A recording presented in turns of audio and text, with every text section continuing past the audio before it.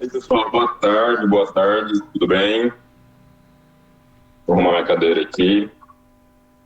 Demorei aqui uns 4 minutos aqui que eu tô tentando. Tem uma colega que tá tentando entrar, tá dando problema. E o Sansão foi aqui. Minha filha deixou o espelhinho dela aqui. Vai cair com a gente. Pessoal, como vocês estão? Tudo bem? Estão conseguindo me ouvir legal?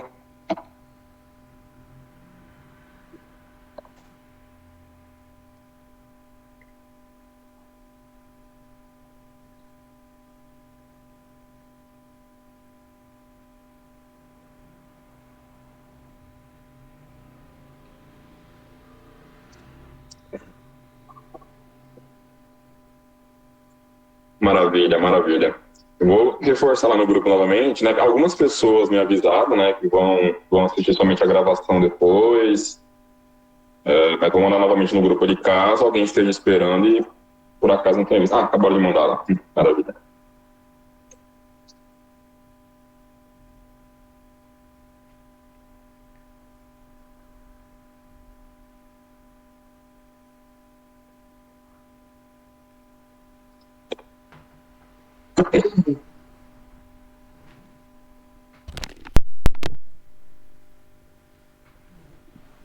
Aí, mais uma.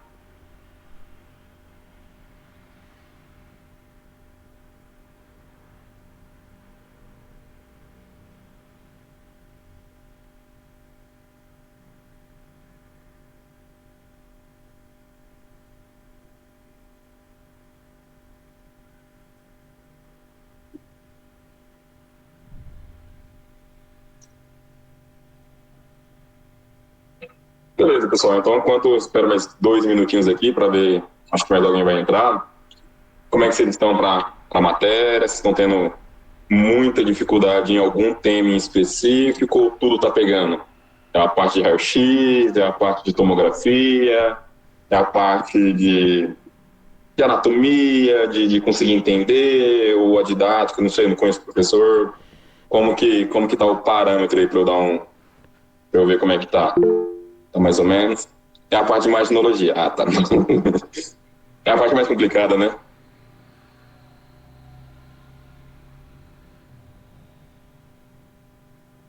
É um pouquinho de tudo, né? Um pouquinho. Um pouquinho.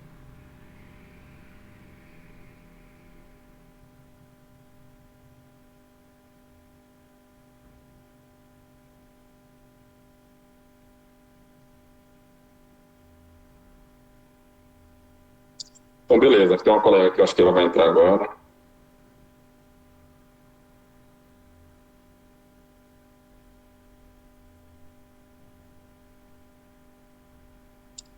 Pessoal, vocês estavam mandando lá no grupo, tá? Os e-mails de vocês, porque eu gravo a aula, tá? Eu tenho esse costume de toda aula que eu faço online, eu gravo, disponibilizo, tá? Para você rever, para você revisar, tirar dúvida, tá? Até me desculpo com vocês, esses últimos 3 dias ali eu não falei nada lá no grupo, não falei nada com vocês, né? Agradeço a Sueli, né, que conheci aqui lá na UCP de Pedro Juan Cabaleiro, tá em Cidade do Leste, então conversou com vocês, tá? Organizou tudo no grupo aí, fez todo o trabalho, né? Muito obrigado, eu tava ausente esses dias aí, eu tava meio doente ontem, tô com dengue, então hoje eu tô de boa, mas ontem eu tava achando que ia de arrasta, né? Um homem com febre é basicamente isso, né? Um homem com dor no corpo e febre parece que, né? Tô até aqui com a minha mulher, com a minha filha aqui, tava quase falando para ela chamar já o padre para me despedir, porque homem com febre basicamente é uma amostra grátis da morte, né? Então eu tava com esse problema, então eu acabei ficando mais ausente ali. Beleza? Então eu vou colocar para gravar aqui, tá? Eu vou mandar o material. Alguém perguntou lá no grupo, eu vou mandar o material, tá? Eu mando meu slide, não tenho problema com isso, eu posso mandar meu slide para vocês, só que assim, meu slide é só imagem, tá? Eu não tenho costume de colocar texto, né? Algum de vocês já deve ter feito fisiologia comigo, ou fez a aula de diagnóstico por imagem, né? Lá na P1, viu que eu não tenho costume de colocar texto, né? Para não parecer que eu tô lendo nada, né? É imagem e explicar ali na imagem, tá? Mas, se ajudar, quando terminar a aula aqui, eu salvo esse material aqui, coloco em PDF e mando lá no grupo para vocês sem problema, tá? Sou bem acessível, então tiverem dúvida aí no decorrer dos estudos, até o dia da prova de vocês, quiserem mandar mensagem no grupo, a gente conversa lá no grupo, a gente debate todo mundo, né? Faz link com um grupo de estudos, a gente debate esse tema, né? No privado, talvez se estiver com vergonha, podem ficar à vontade, podem ficar tranquilos com isso, tá? Porque assim, ficar debatendo essa matéria, assim, vocês ficarem debatendo esses temas assim é muito importante, porque além de cair bastante na prova, né, é uma das matérias mais importantes que você vai ter na faculdade, né? Você vai ter que olhar o raio-x, você vai ter que olhar a tomografia, sempre como médico, né? Então, vamos lá. Coloquei para gravar aqui. Se tiverem dúvidas, podem abrir o áudio, podem mandar mensagem no chat, fiquem à vontade, beleza? Para quem não fez aula com a gente, comigo na P1, né? Para quem não me conhece, eu sou médico, formado na UCP de Pedro Juan Cabaleiro. Me formei agora em janeiro, meu internato acabou agora em janeiro. E fui monitor durante a faculdade, fui monitor de anatomia, de fisiologia, de microbiologia. Dei aula de semiologia médica também, né? Tô montando o drive de semiologia médica também para os alunos daqui. E vamos conversar hoje... Vamos conversar um pouquinho hoje aqui um pouquinho sobre alguns temas que vai cair na P2 de vocês, tá? Na P1 nós conversamos sobre a introdução em imaginologia, sobre raio-x, como fazer aquele ABCD do raio-x do tórax, tudinho, tá? Hoje vamos falar sobre alguns sinais radiológicos, tá? Sinal da silhueta, sinal do broncograma aéreo, né? Vamos falar um pouquinho sobre a radiografia de abdômen, né? E a tomografia de tórax, certo? Então vamos falar sobre esses três temas aqui. Esse primeiro tema... eu vou parando isso aqui, eu tô aceitando alguém, tá? Esses três temas aqui, né? O primeiro tema desse que vamos conversar, então, vai ser alguns sinais radiológicos, tá? Pessoal, essa primeira parte aqui, dos sinais radiológicos, ele pode parecer ser uma parte meio chatinha. Por quê? Porque é difícil, na medicina, em qualquer lugar, qualquer coisa que você esteja estudando, é difícil dar uma coisa que é decoreba, né? Que não faz sentido, não tem uma coisa ligando com a outra, que isso puxa aquilo e vira um raciocínio. Vira um decorebinha, é chato. Isso aqui meio que acaba sendo um decoreba. Por quê? Você vai ver sinais aleatórios. Esse sinal é isso, significa tal doença. Esse sinal é isso, significa tal doença. Esse sinal é isso, significa tal doença. Então meio que vira... você tem que decorar esse monte de nome e como que eu vejo isso no raio-x, tá? Então, no começo pode parecer meio chatinho por isso, tá? Então, por isso que é meio complicadinho, mas vamos com calma, vamos tentar entender, vou tentar associar ao máximo isso aqui, beleza? E maravilha! Então vamos começar, né? Pessoal, primeiro de tudo, aqui eu tenho a radiografia de tórax e eu já adianto para vocês, né? É uma radiografia de tórax normal, certo? Lá na P1 nós conversamos sobre as densidades radiológicas, né? Ou seja, essas cores diferentes, e o que significa, né? No raio-x eu tenho uma cor preta, eu tenho cor cinza, eu tenho cor branca, né? Ou seja, radiolúcida, radiopaca, certo? E cada uma delas significa a quantidade de raios que aquele tecido permitiu que atravessassem até a placa.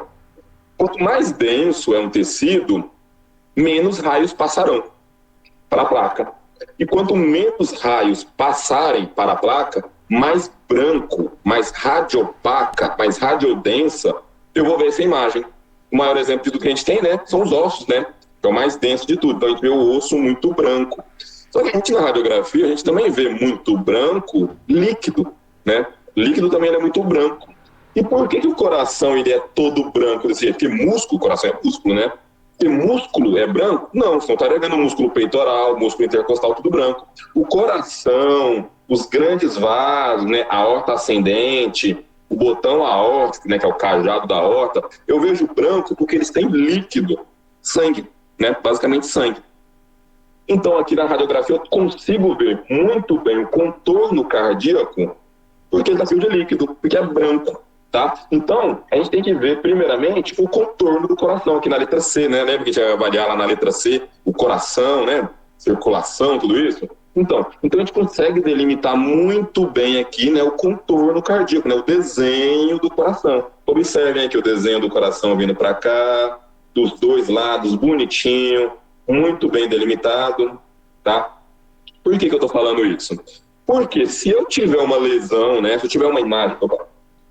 Se eu tiver uma imagem perto do coração, que tiver a densidade semelhante ao do coração, eu vou perder esse desenho do coração, eu vou perder esse contorno, eu vou perder essa silhueta do coração. E quando eu perco a silhueta do coração, eu chamo isso de sinal da silhueta. Tá? Então, o sinal da silhueta, ele é, ironicamente, quando você perde a silhueta cardíaca. Olha comigo aqui do lado direito. Tá? Como vocês lembram muito bem, né? Aqui é lado direito, aqui é lado esquerdo. É como se o sujeito estivesse de frente para mim. Aqui é o lado direito, aqui é o lado esquerdo. Olha o lado direito aqui, ó. Eu consigo ver o contorno do coração, bonitinho. Vai. Aqui do lado esquerdo, eu perdi aquele contorno. Aqui, cadê? Onde o coração termina, para onde ele está indo? Ele está indo até aqui e fechando aqui, ou isso aqui tudo é o coração? Não sei mais. Por que eu não sei mais? Porque do lado do coração tem uma lesão que na radiografia me mostra a mesma densidade. Então tá branco. Então eu não consigo mais ver. Isso é o sinal da silhueta. Ele talvez seja um dos, ou o sinal, aqui na radiografia de tórax, o mais fácil, tá? O mais tranquilo. Beleza? Então o sinal da silhueta basicamente é isso. Então, o que pode significar o sinal da silhueta? É quando você tem uma lesão com líquido perto do coração. Isso pode ser o quê? Pneumonia, por exemplo. Tá? Pneumonia. A pneumonia, vocês devem estar vendo ali fisiopatologia, e como causa aquele processo inflamatório, né? Tem uma infecção, tem ali o processo de inflamação, e essa inflamação tem ali os sinais inflamatórios, né? Tumor, rubor, calor. O tumor, pessoal, é tumefação, é edema, é líquido, tem líquido ali no pulmão. Então, por ter líquido ali, o líquido é branco, então fica branco com branco, eu não vejo mais o que é pulmão, o que é pneumonia, tá? Ou pode ser, como no caso aqui provavelmente é, derrame pleural. Derrame pleural é líquido na pleura. Então tem líquido aqui, e líquido é branco, então fica o líquido daqui do espaço pleural com o líquido do coração, não consigo ver até onde vai o coração. Beleza? Esse aqui é o sinal da silhueta. Maravilha, pessoal? Certo? Para vocês sim. Qual o sinal radiológico que a gente tem aqui? Sinal da silhueta. Tá? Sinal da silhueta. Olha aqui mais um exemplo. Tá? A gente tem aqui... Opa. Olha aqui a gente tem mais um exemplo. Tá? Vocês estão vendo aqui o contorno cardíaco, né? Cadê? Até onde vai? Cadê o coração? Você perde o contorno, né? Aqui eu estou vendo o coração aqui, o contorno cardíaco. Não estou vendo mais o desenho do coração bonitinho, tá? Isso aqui é o sinal da silhueta. Aqui eu coloquei o xizinho, não era para aparecer agora, mas já dei spoiler para vocês, né? Olha aqui, eu tenho um desenho, né, uma imagem branca do lado do coração, mas vocês estão percebendo aqui que eu não perdi o contorno do coração? Vou colocar um zoom aqui. Olha aqui, ó. Eu consigo ver o desenho do coração bonitinho? Vocês estão conseguindo identificar também aí? Opa. Olha o desenho do coração aqui, olha a linha do coração aqui, ó. Se você não perde a silhueta cardíaca nesse local da lesão, isso não é sinal da silhueta. A silhueta está presente, tá? Vou botar aqui. Opa. Então, isso aqui não é o sinal da silhueta. Cuidado com pegadinha em prova. Tá, mas isso aí não é sinal da silhueta, isso aí é o quê, então? Pessoal, isso aqui, ele está tendo uma lesão a nível do ilho pulmonar, tá vendo? E uma lesão aqui a nível do ilho pulmonar em que eu consigo observar nessa lesão do ilho pulmonar, nessa imagem branca ali no ilho pulmonar, eu consigo observar a artéria pulmonar. Isso significa que isso aqui é o sinal da ocultação hilar. Ou, no Brasil, a gente chama muito isso aqui de sinal da sobreposição hilar. Por que isso aqui está acontecendo? Eu consigo ver normalmente a artéria pulmonar, tá? Eu consigo ver normalmente a artéria pulmonar, igual estamos vendo aqui, né? Desenhando aqui. Só que, sobreposta a ela, eu tenho a artéria pulmonar, na frente dela eu tenho alguma massa que está tampando. Só que está tampando ao modo que eu consigo ver ela também, tá? O que pode estar tampando aqui? Bom, aqui a nível do ilho pulmonar, esse aqui pode ser gânglio linfático dilatado, né? Uma linfonodomegalia, tá? Então, se você vê uma lesão aqui a nível do ilho pulmonar, mas que você consegue, vou pegar uma canetinha aqui, mas que você consegue ver bem aqui a artéria pulmonar, isso aqui é a artéria pulmonar, tá? A artéria pulmonar aqui, com suas ramas aqui, ó. Então, essa imagem branca aqui, mas que atrás dela você consegue ver os vasos pulmonares, isso significa que eu tenho uma lesão, eu tenho uma massa, eu tenho uma imagem sobreposta à artéria pulmonar. Então, isso é o sinal da sobreposição, está no ilho do pulmão. Sinal da sobreposição hilar, ou da ocultação hilar. Essa outra imagem aqui a gente consegue ver melhor. Tá vendo? Tá vendo que eu tenho uma lesão aqui branca? Mas vocês estão vendo que dentro dessa lesão branca, eu estou conseguindo ver os vasos sanguíneos? Olha do lado direito. Olha onde é que estão os vasos sanguíneos. Ó. Isso aqui é o vaso sanguíneo. Né? Então aqui eu estou vendo a artéria. Vamos ver para o lado da lesão? Na mesma região, ó.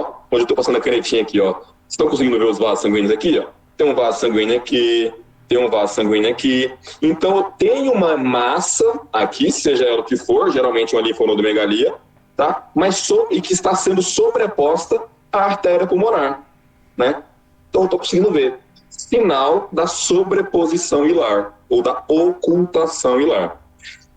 Esse sinal aqui da ocultação hilar é muito parecido com outro sinal, né, da região hilar, que é da convergência hilar.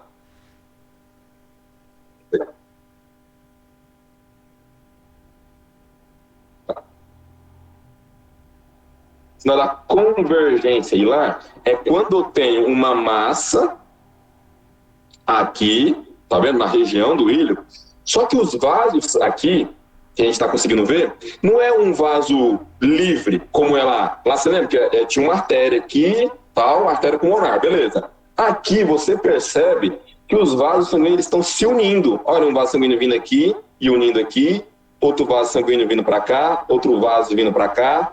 Eles estão fazendo uma convergência. Isso aqui, muitas vezes, são vasos linfáticos. Tá? Então, o sinal da convergência hilar é quando, na região do ilho, você tem uma massa, geralmente branca, né, geralmente radiopaca, só que no local dessa lesão, eu estou tendo uma convergência de vasos sanguíneos. Tá? Eu estou tendo uma união de vários vasos ali.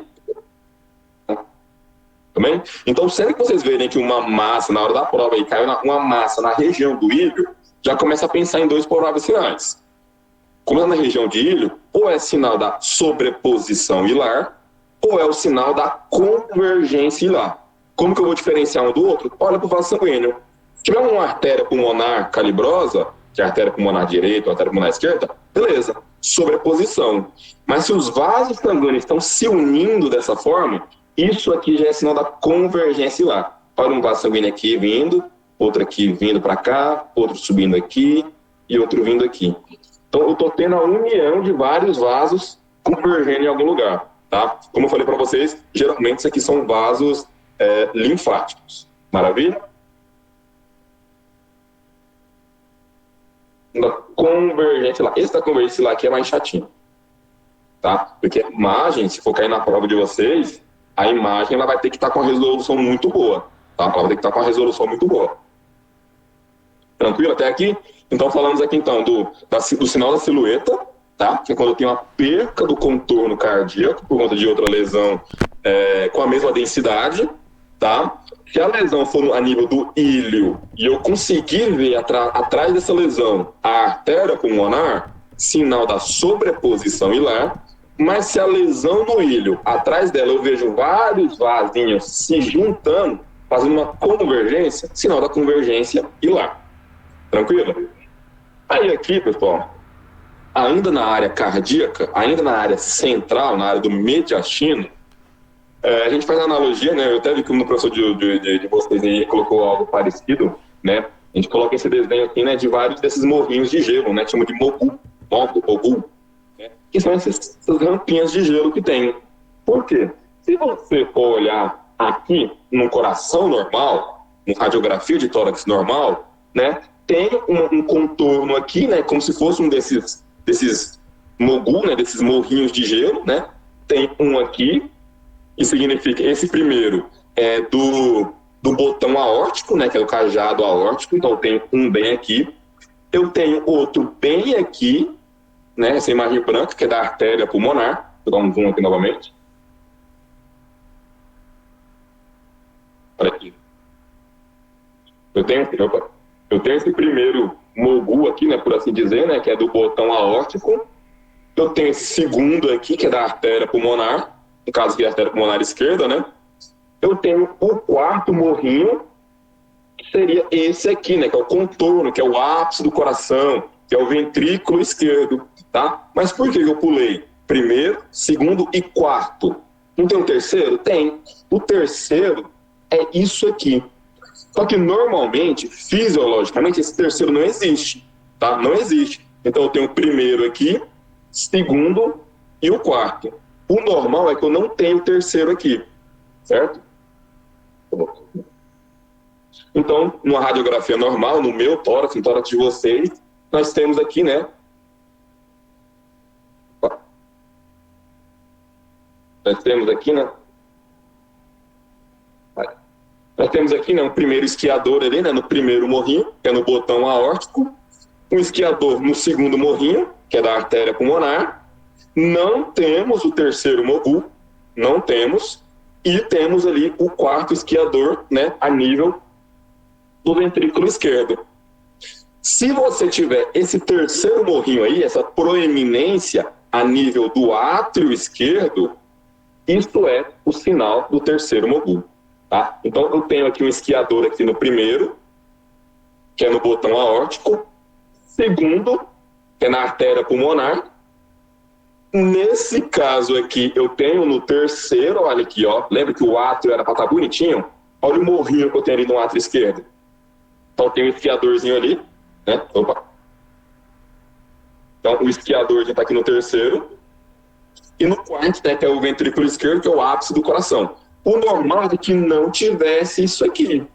Então, se o átrio esquerdo dele está com essa proeminência, existe o terceiro mogu.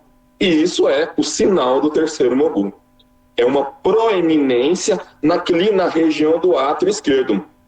Se você for olhar as causas, né, o que pode causar esse morrinho anormal aí, também tem diferentes causas. Pode ser porque o ventrículo cresceu demais, é uma hipertrofia ventricular esquerda. Só que a principal causa, como está aqui na região do átrio esquerdo, é uma dilatação do átrio esquerdo.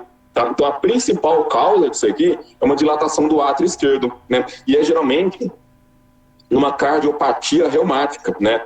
O paciente ele tem uma valvulopatia, né? Então um problema numa válvula cardíaca, ou seja, ele tem estenose mitral. O que é estenose mitral? Quando a gente fala de valvulopatia, problema na válvula, eu tenho dois problemas nas válvulas, tá? Insuficiência ou estenose.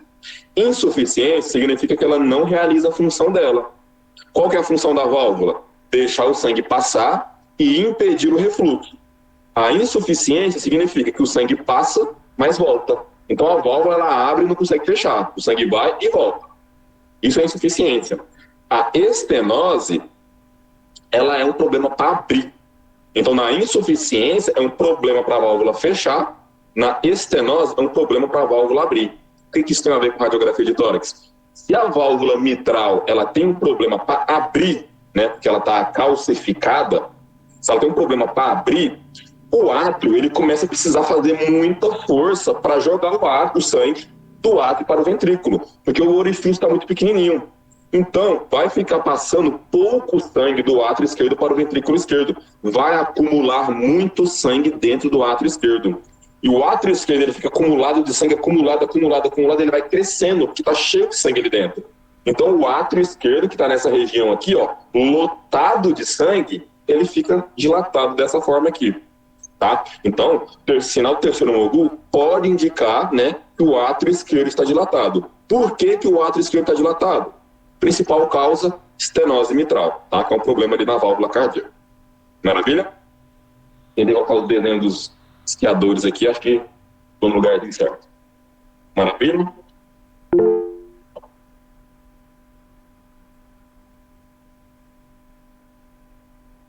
Tem um barulhinho aqui, mas eu não sei o que é. Alguém levantou a mão. Ah, tá. Não apareceu aqui, mas agora que eu vi. Pois Sueli. A Andressa estava falando aí que o professor, na hora que tu fala do sinal da silhueta, né?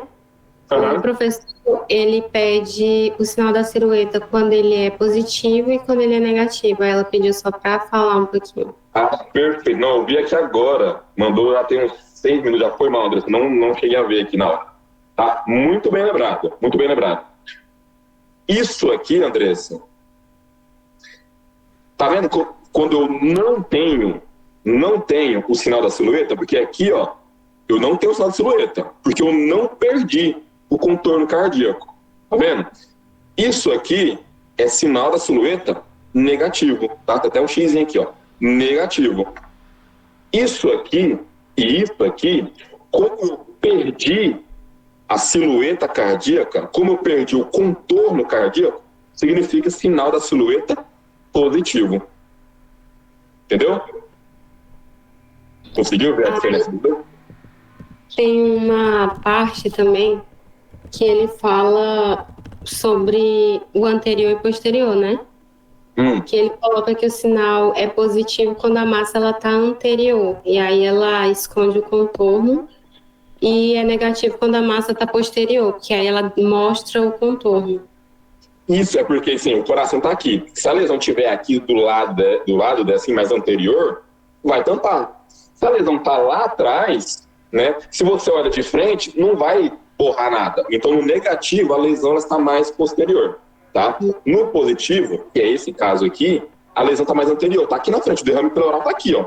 Então, perde o contorno, tá? O André falou aqui no site também. Positivo, não se vê os bordes do coração. Exatamente, André.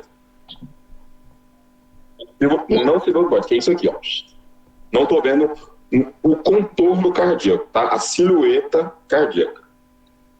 Aí, Diego, só uma observação que ele tinha colocado, que o sinal da silhueta ele pode ser negativo se a estrutura estiver anterior quando se trata de um lipoma, porque falou que é a mesma densidade, acho, de gordura, né? Isso, é porque aí o lipoma ele é de gordura, ele não é de água, não é de líquido, entende? Porque o lipoma ele é uma lesão gordurosa. Então, por não ter essa mesma densidade, aí você vai conseguir observar. Viu? Aqui, André, você está conseguindo ver que tem uma massa branca aqui, né? Só que você está vendo que você continua vendo o contorno aqui do coração? Cadê? Deixa eu aqui agora. Você está vendo? Sim. Uhum. Isso. Então, se eu consigo ver o contorno cardíaco, isso aqui é sinal da silhueta negativo. Beleza?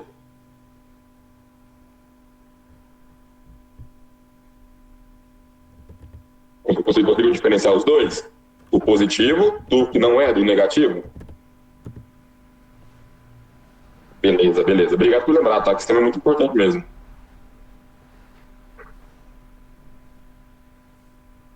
E aí, pessoal? Vamos continuar num outro sinal aqui interessante, que é o seguinte. Mais uma coisa, né? Que pelo raio-x aqui você consegue ver se a lesão ela é mais anterior ou mais posterior, tá? A lesão aqui na silhueta pode ser negativa na estrutura anterior e contígua ao coração. Esse caso tá do lipoma, que a densidade é gordura, tá? E não faz silhueta na densidade da água cardíaca. Então, né, como a Sueli colocou aqui, né? Não é da mesma, o lipoma ele não é da mesma densidade da água do líquido do coração, tá? Porque o coração tá com líquido dentro e o lipoma é gordura, tá? Graxa é gordura, beleza? Então, por essa diferença aqui. Maravilha. Show de bola. Aí aqui, pessoal, a gente olha o seguinte. Existe na radiografia algumas lesões, né? Você consegue observar algumas lesões que estão aqui mais em cima agora, né? Estamos observando aqui, né, essa imagem mais branquiçada aqui, né? Mais radiopaca, certo? E essa lesão, ela está aqui na região do tórax, tá? Na região do tórax, só que ela está subindo, né? Até a região do pescoço, na região cervical. Quando uma lesão está na região cervical e torácica, ela leva esse nome, tá? De sinal cervicotorácico. Tá bom? Sinal cérvico-torácico. Você percebe que é uma lesão ali dentro, porque observem aqui, ó. Vamos fazer o ABCD do tórax aqui, ó. Vias aéreas. Ó a traqueia desviada aqui, ó. Você tem um desvio de traqueia. Por que você tem um desvio de traqueia? Porque isso aqui é alguma massa que tem ali dentro do tórax que está comprimindo, que está fazendo desvio da traqueia, tá? E esse sinal cérvico-torácico é essa imagem aqui, tá? Que ele vai aqui da região torácica até a região cervical, mas vocês notaram uma coisa? Vocês notaram que essa lesão, ela sobe e quando chega a nível da clavícula, você não consegue ver mais? Quando esse sinal cérvico-torácico, ele some da clavícula para cima, ele é um indicador de que essa lesão, ele é de localização anterior, tá? Olha aqui, ó, essa lesão tá vindo aqui, quando chega na clavícula aqui, ó, pronto. Aqui em cima, eu já tô vendo a densidade radiolúcida do pulmão de novo, né, do ápice do pulmão de novo. Opa. Eita. Olha aqui, ó. A gente tá vendo aqui, ó, essa imagem aqui, né? Mas radiopaca, tá vendo? Radiopaca. Quando chega na clavícula, eu já não vejo mais ela daqui para cima. Porque aqui em cima, ó, voltou a ficar preto, né? Da cor do pulmão, né? Radiolúcido novamente. Então, quando essa lesão desse sinal cérvico-torácico, ele some a nível da clavícula, isso é um indicador de que essa lesão, ela é mais anterior, tá? Ela não é uma lesão posterior. Ao contrário, né, dessa outra lesão aqui, né, sinal cérvico-torácico, mas observem aqui, ó. Observem esse sinal radiopaco, mais esbranquiçado aqui, né, inclusive fazendo a compressão na traqueia, fazendo desvio de traqueia, mas olha o contorno dessa lesão. Olha o contorno. Estou vendo o contorno ainda. Já passei da clavícula e continuo vendo o contorno aqui da lesão. Então, se você passou da clavícula e continua vendo o contorno dessa massa, significa que essa lesão já não é mais anterior, ela é posterior. Tá bom? Então, esta é uma pequena diferença. Como que eu consigo ver, né? Eu consigo ver se passou da clavícula. Compara com o outro lado. Olha a região em cima da clavícula, do lado esquerdo. Olha que não está mais escuro do que aqui. Tá vendo? Do lado esquerdo está mais escuro, do lado direito está mais branco. Por que do lado direito está mais branco? Porque a lesão ela passa da clavícula. Eu vejo essa imagem acima da clavícula, tá? Então é mais um sinal que você tem que, além de identificar o sinal, saber a provável localização anterior ou posterior de acordo com a manifestação dela. Beleza? Sinal cérvico-torácico.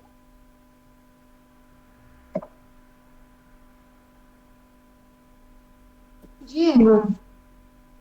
Oi, quem me ligou o microfone? Isso. Seria que você podia explicar de novo esse último do cérvico torácico? Cérvico-torácico, claro. Vamos lá. Ó, observe comigo aqui, ó. A gente vai dar uma olhadinha aqui na região do mediastino, né? Não encontro nada, não encontro nenhuma massa por aqui, sinal da silhueta, nada, tudo bem. Mas eu tô vendo essa imagem branca aqui, ó. Você tá conseguindo identificar aqui, Kemily, essa imagem radiopaca, esse esbranquiçado aqui? Sim, é normal. Tá conseguindo ver, né? Tanto é anormal que tá fazendo um desvio de traqueia. Você tá conseguindo perceber que a traqueia ela tá meio curvadinha assim? Sim. Então é porque aqui nessa região tem uma lesão, né? Uma lesão comprimindo, né? A traqueia. E essa lesão é esse branco aqui que você tá vendo. Isso aqui é sinal de que essa lesão, essa massa tumoral, esse linfoma de Hodgkin, pode ser, enfim, é alguma coisa no mediastino. Só que o mediastino, eu tenho mediastino anterior, eu tenho mediastino médio e mediastino posterior, né? Quando essa lesão no mediastino aqui, ó, essa lesão esbranquiçada, ela chega a nível da clavícula e acima da clavícula eu não consigo vê-la mais, é um sinal de que essa lesão é de mediastino anterior. Tá? Você está conseguindo, deixa eu dar um zoom aqui, bem leve. Você está conseguindo ver aqui, ó, de que essa lesão aqui embaixo, tá legal. Quando chega na clavícula aqui, ela some. Quando passa da clavícula, eu já não vejo mais a lesão? Pois é. Então, quando essa lesão cérvico-torácica acima da clavícula eu não consigo observá-la mais, é um indicativo de que essa massa tumoral, esse linfoma, seja o que for, ele é de mediastino anterior. Diferente desse outro carinha aqui, ó, observe. Observem, ó, a massa tumoral está na região torácica, fazendo desvio da traqueia, né? Mas olha o contorno dessa lesão aqui, ó. Contorno aqui, região torácica. Tá vendo o contorno ainda? Aqui não tá vendo o contorno, né? Aqui dá para ver o contorno dessa massa ainda, né? Olha até onde eu vejo o contorno da massa. Acima da clavícula. Quando você consegue perceber essa lesão esbranquiçada, né, radiopaca, passar da clavícula é um indicativo de que essa lesão é de mediastino posterior, tá? Ah, mas se ficar na dúvida, se tá vendo mesmo essa imagem acima da clavícula, compara a região acima da clavícula, do lado direito com o lado esquerdo. Olha o lado direito aqui acima da clavícula, tanto que tá mais esbranquiçado do que o lado esquerdo. Conseguiu ver? Você consegue ver que nessa imagem aqui a lesão passa da clavícula e, portanto, é um indicativo de que é uma lesão de mediastino posterior? Beleza. Sim, obrigada, agora eu entendi. Perfeito, perfeito.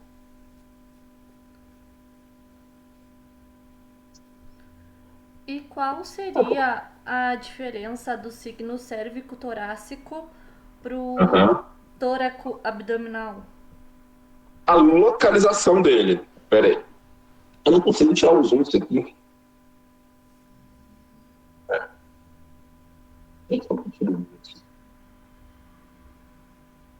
O cérvico torácico, o tóraco abdominal é muito semelhante, só que a lesão está aqui embaixo, ó. A lesão ela fica aqui na base do diafragma, tá? Ela está aqui na base do diafragma. Se você, ao chegar nessa ponta branca aqui, nesse que é o diafragma, né? Se você chegar nesse ponto aqui e perde, né, o contorno, você perde o contorno aqui, ó, é indicativo de que ela está mais anterior. Se você continua vendo essa lesão até abaixo aqui do limite do diafragma, é um sinal de que é mais posterior. Mas a diferença desse sinal é a localização. O tóraco abdominal vai estar aqui na base do diafragma, tá? Geralmente do lado direito, tá? Geralmente do lado direito, mas pode ser do lado esquerdo também. Às vezes do lado esquerdo o coração atrapalha, mas pode ser aqui do lado direito na maioria dos casos, tá? Então a diferença desses dois é a localização. Tóraco abdominal, ele significa que está na base do pulmão. Na base do pulmão. O cérvico torácico, ele está na região aqui na transição, né, de cervical para torácico e indica lesão já no mediastino, tá? No mediastino, no ápice do pulmão, é lá para cima, tá? O tóraco abdominal é doença de base pulmonar. Viu?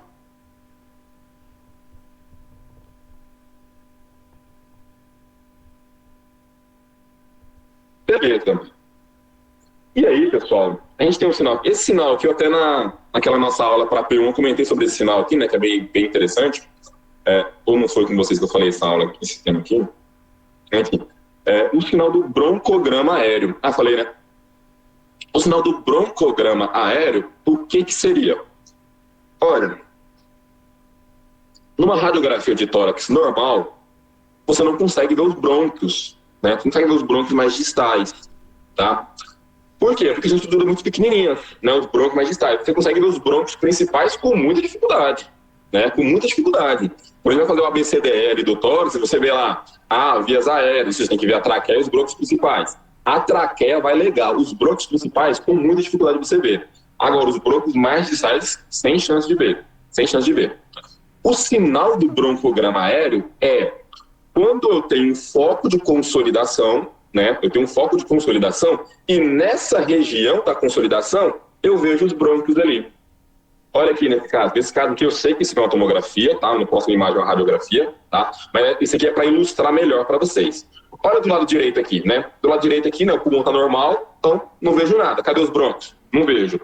Do lado esquerdo, o pulmão está com uma grande consolidação, né? Ou seja, está com essa imagem mais esbranquiçada. E dentro dessa imagem esbranquiçada, eu vejo os brônquios. Isso aqui é o sinal do broncograma aéreo, tá? Por que o sinal do broncograma aéreo existe? Como que eu consigo ver isso? É um sinal muito característico de pneumonia, tá? Muito característico. Por quê?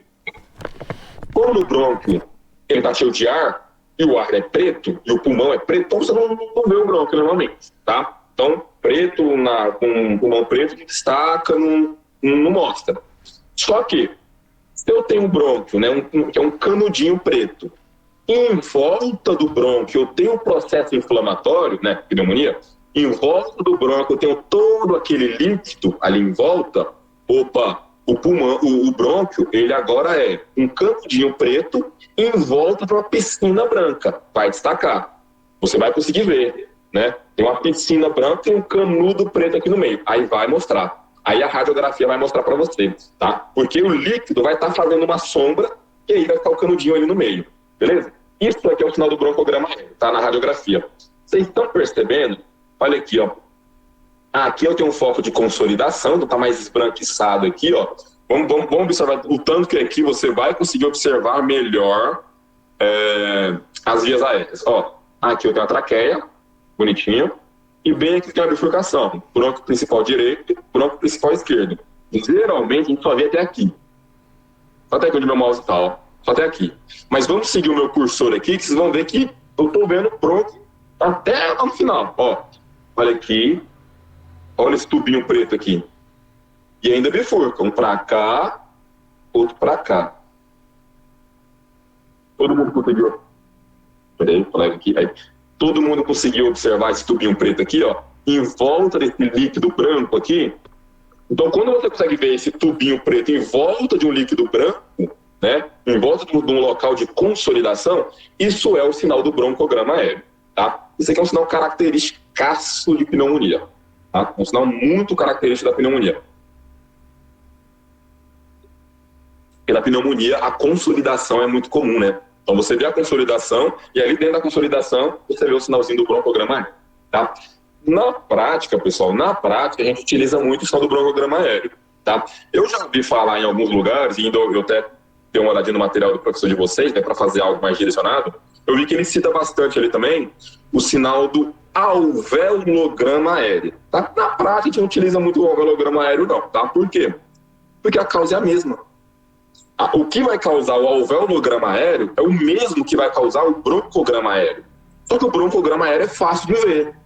O alveolograma nem tanto. Isso aqui é broncograma aéreo, tá? Aí vocês estão vendo aqui os tubinhos pretos aqui, ó. Tá? Isso aqui não é normal, tá? Isso aqui não é normal, né? Padrão intersticial aqui, tá? Então olha aqui, ó. Brônquiozinho aqui, outro brônquiozinho aqui. Tá? Então isso aqui é broncograma aéreo. Aí isso aqui, se você der muito zoom mesmo, você vai ver que tem essas manchinhas aqui, ó, essas manchinhas mais pretinhas, em formato de alvéolo, tá? Então isso aqui é o alveolograma aéreo, que é a mesma coisa. Mas, gente, isso aqui na prática é quase impossível de ver. Porque você vê o desenho de alvéolo, gente, alvéolo é uma coisa completamente microscópica.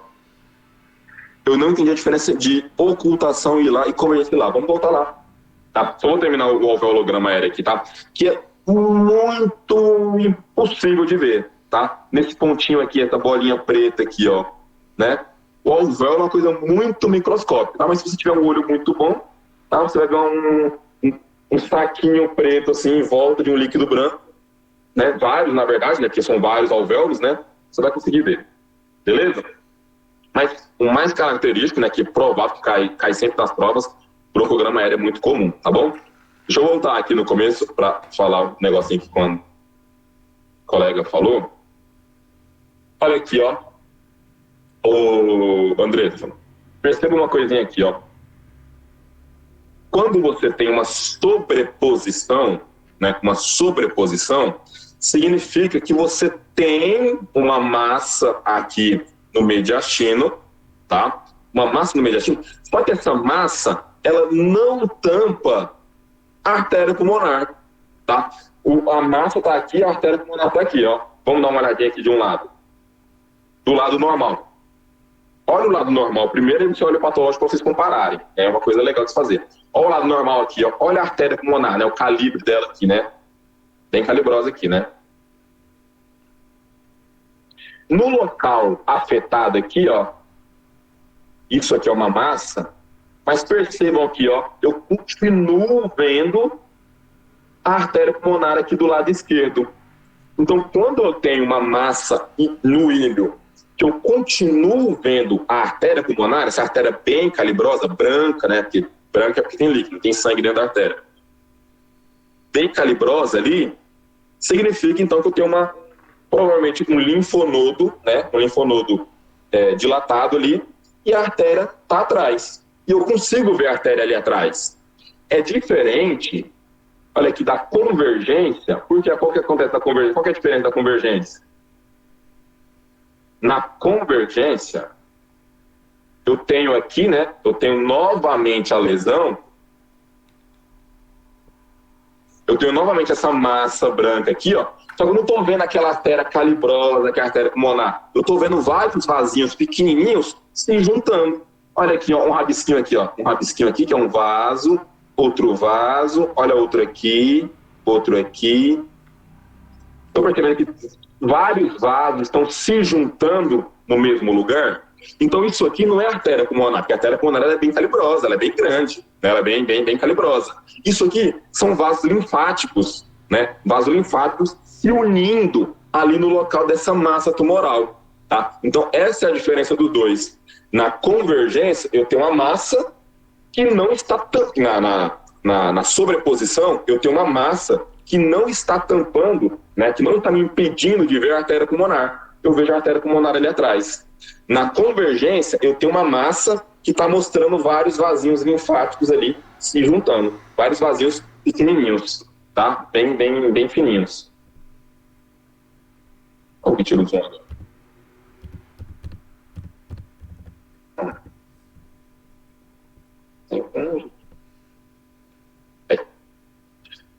Foi. Conseguiu ver, André? Entendi. Aí. Beleza. Perfeito.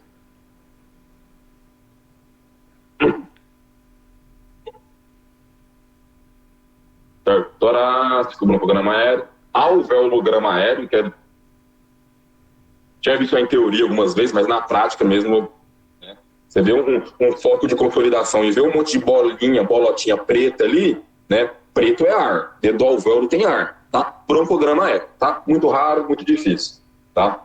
E o que causa o alveolograma aéreo, causa o broncograma aéreo também, tá? Pneumonia, geralmente, entendeu? Esse aqui é o sinal do alveolograma aéreo. Só que aí, pessoal, a gente tem um sinal muito interessante, que é o sinal do camalote, né? O sinal do camalote, ele é o quê?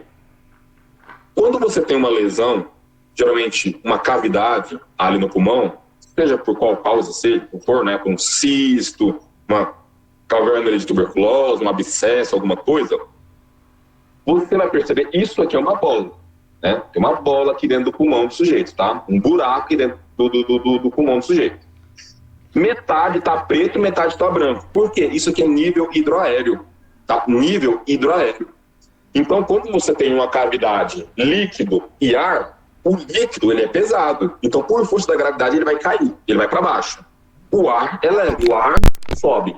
Então, o ar sempre vai ficar acima e o líquido vai ficar abaixo. E, às vezes, né, uma membraninha desse líquido, uma parte mais densa desse líquido, vai ficar meio que boiando nesse líquido, que é o nosso sinal do camalote, que é isso aqui, ó. Tá vendo? Nesse aqui tá bem discreto, mas aqui, ó, o líquido meio que boiando aí, formando esse nível hidroaéreo, tá? Então, geralmente é uma cavidade que tem metade para baixo líquido, metade para cima ar, tá? Então, forma essa pequena membraninha aqui, né, que é o sinal do camalote. Na tomografia a gente consegue observar melhor isso. Tá?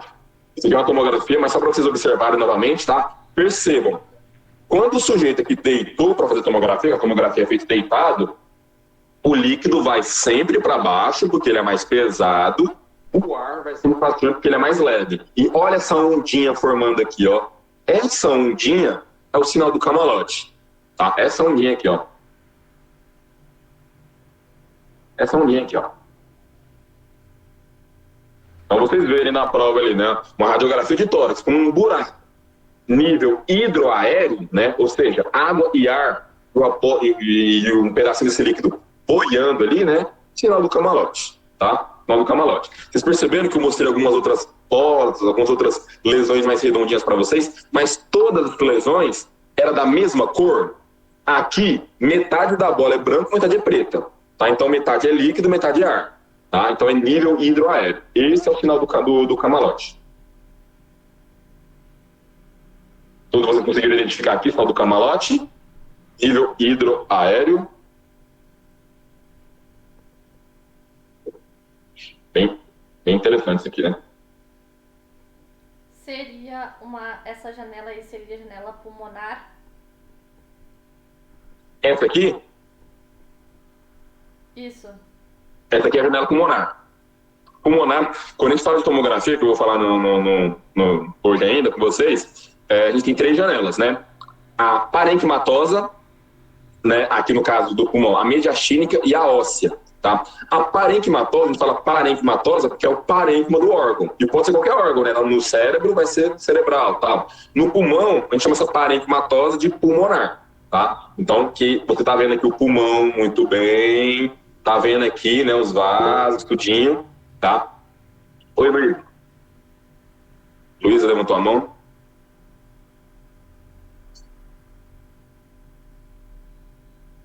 Liga o microfone, pode ficar à vontade. Ou apertou sem querer? Foi sem querer, tranquilo. Tá, então essa aqui é a janela parenquimatosa, tá? Janela pulmonar. Não, Luísa, relaxa, tranquilo. Não apertou sem querer. Outra sequela da tuberculose, muito interessante, né?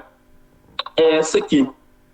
Essa aqui é o sinal do ar crescente, né? O pessoal fala que isso aqui parece a lua crescente, né? Lua crescente, porque observem aqui.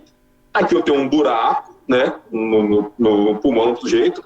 Geralmente, pessoal, essa cavitação aqui, né, ela é sequela da tuberculose. Quando o sujeito ele tem a tuberculose, né, a micobactéria tuberculose causa essa lesão, na verdade, o sistema imunológico causa essa lesão, né, então fica ali uma cavitação e isso é irreversível. A cavitação que está ali vai ficar, não vai ser reconstruído o parênquima pulmonar de novo, vai ficar ali.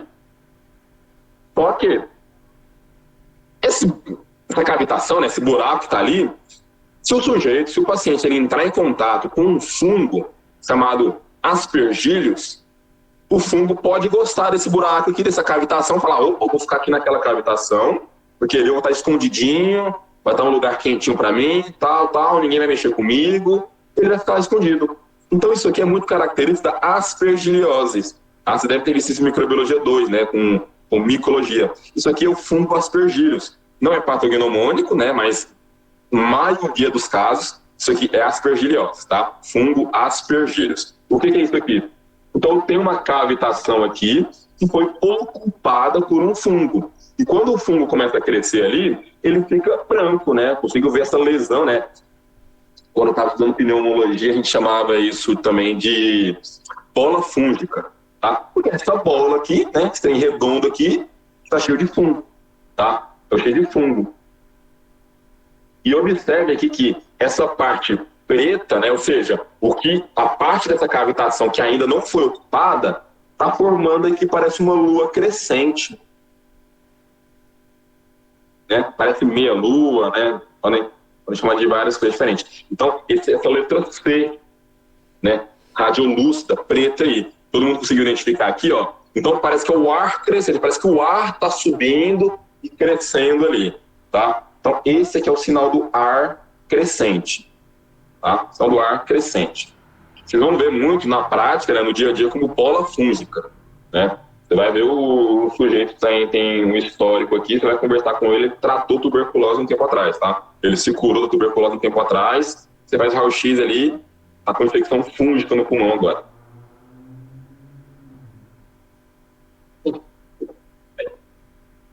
Sinal do ar crescente. Olha aqui que interessante, ó.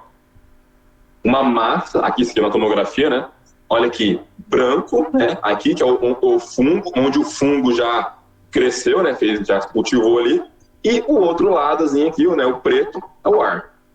Tá? Então, parece o Sol e a Lua aí juntos, né? Falar um tom poético assim, né?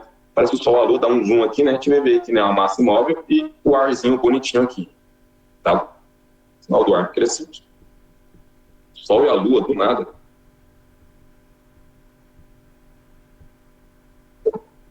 E aí, pessoal, então vamos começar a chegar agora numa parte dos sinais radiológicos, só que é Parece que tem muito alfabeto aqui, né? Então vamos ver linha S, sinal S, linha A, linha B, né? O que significa isso? Nós temos aqui um sinal, pessoal, que na primeira vez que eu comecei a estudar isso, eu falei, cara, isso aqui não faz o menor sentido. Sinal S de Golden. Não, tinha que ser G de Golden, né? Mas S não é do Golden, não. Golden é quem escreveu, né? S é porque fica aqui no pulmão uma letra S aqui, né? Se você for desenhar aqui, tá uma letra S. Ah, tá uma letra S de cabeça para baixo. Beleza, uma letra S de cabeça para baixo, não tem problema, tá? Mas isso aqui, o que significa, pessoal? O pulmão direito, esse aqui na maioria dos casos é no pulmão direito, tá? Eu só vi isso no pulmão direito, eu nunca vi no pulmão esquerdo. Mas pode ter.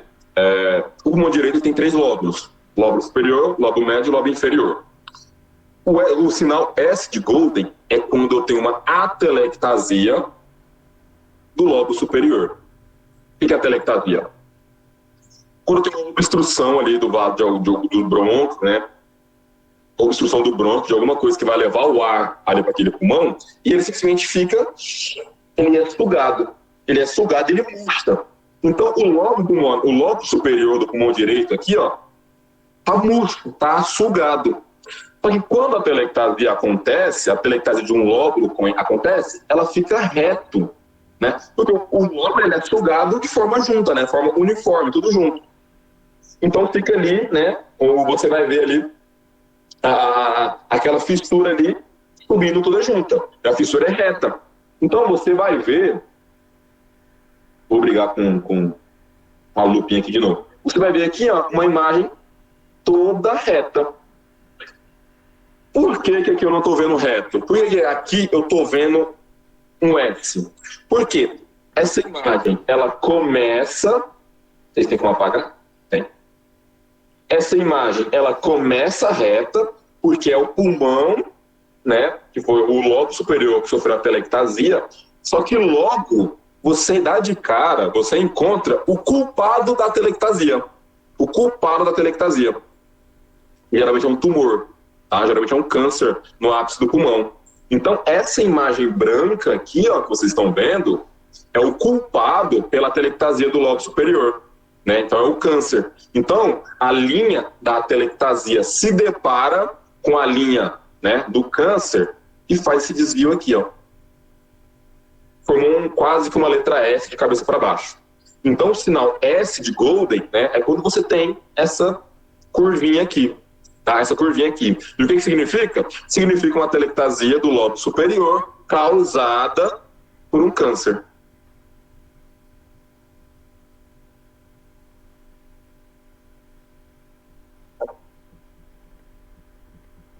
Aí. Beleza? Todo mundo conseguiu identificar aqui o sinal S de Golden, né?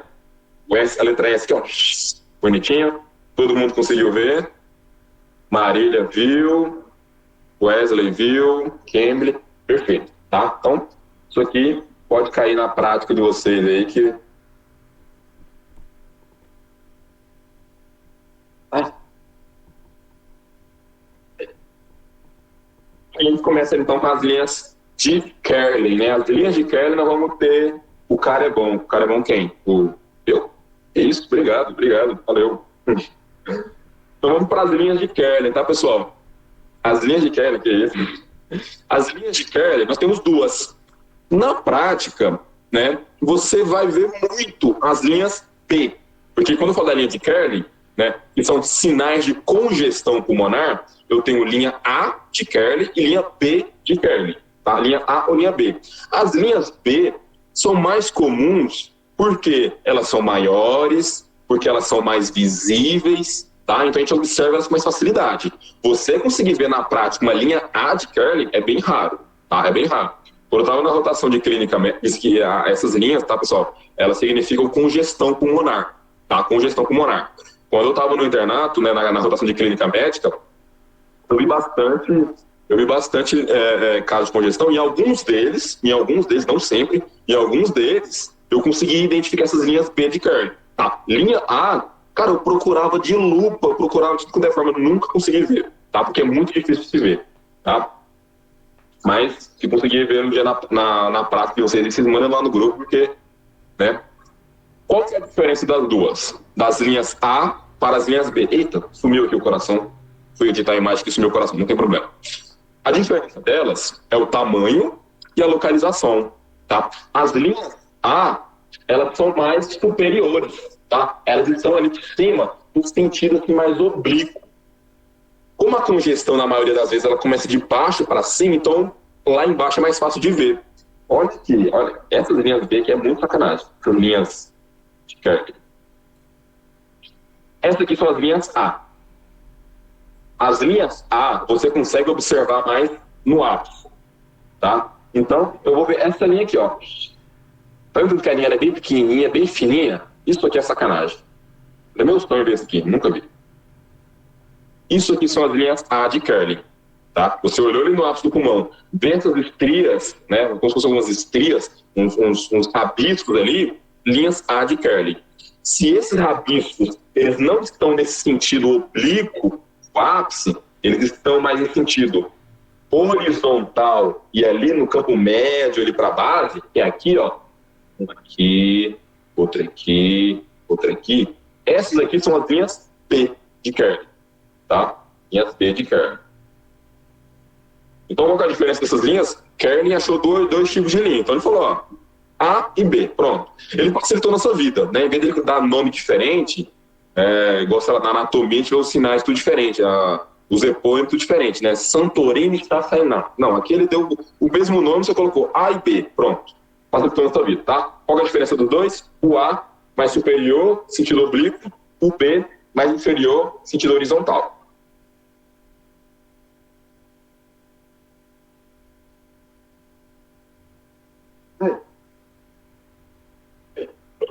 Beleza? Sinal S de Golden, linha A de Kerr, linha B de Kerr. Maravilha? Até aqui tranquilo? As linhas de Kerr é difícil de ver, mas... Tranquilo, beleza. E aí, por que você colocou isso aqui, Diego? Por que você colocou aqui um palavra chamada de panal de mel, né? No Brasil a gente fala favo de mel, né? Porque existe uma condição... principalmente em sarcoidose, tá? Sarcoidose, em que você vai ter, em que o pulmão ele vai ficar com tantas lesões, que vai aparecer um favo de mel, tá? E esse é o sinal do favo de mel, sinal do panal de mel. Ou seja, você vai olhar o pulmão e ele vai ter uma distribuição toda esburacada dessa forma. Isso aqui é característico, pessoal, não é patognomônico, não é específico de uma doença, é específico de doença pulmonar de longa data, tá? É uma doença do pulmão está de forma avançada, tá? É mais comum na sarcoidose, tá? Uma doença chamada sarcoidose. Então, vocês vão observar aqui, né? Observe aqui, né? O tanto de buraquinho, um buraquinho aqui, outro buraquinho aqui, outro aqui, outro aqui, tá? O pulmão está todo esburacado dessa forma, assim, certo? Isso a gente fica parecendo um favo de mel, né? Fica parecendo um favo de mel. Então, o sinal do favo de mel, ou panal de mel, como dizem em castelhano, em espanhol. Tá? Então, e a distribuição geralmente não é localizada, tá? Não é que tá. Como está avançado, isso aqui vai ser distribuído em todo o pulmão dos dois lados. Pode acontecer em casos em que se descobriu muito cedo, está isolado em um canto? Pode acontecer, tá? Pode acontecer. Mas o aspecto vai ser esse, tá? Vai ter uma imagem branca cheia de buraquinho assim, tá? Cheia desses buracos aqui, igual a gente vê aqui, né? Um buraco aqui, um buraco aqui, um buraco aqui, né? Um favo de mel aqui, outro aqui, tá? Um buraco aqui, beleza? Distribuição variável.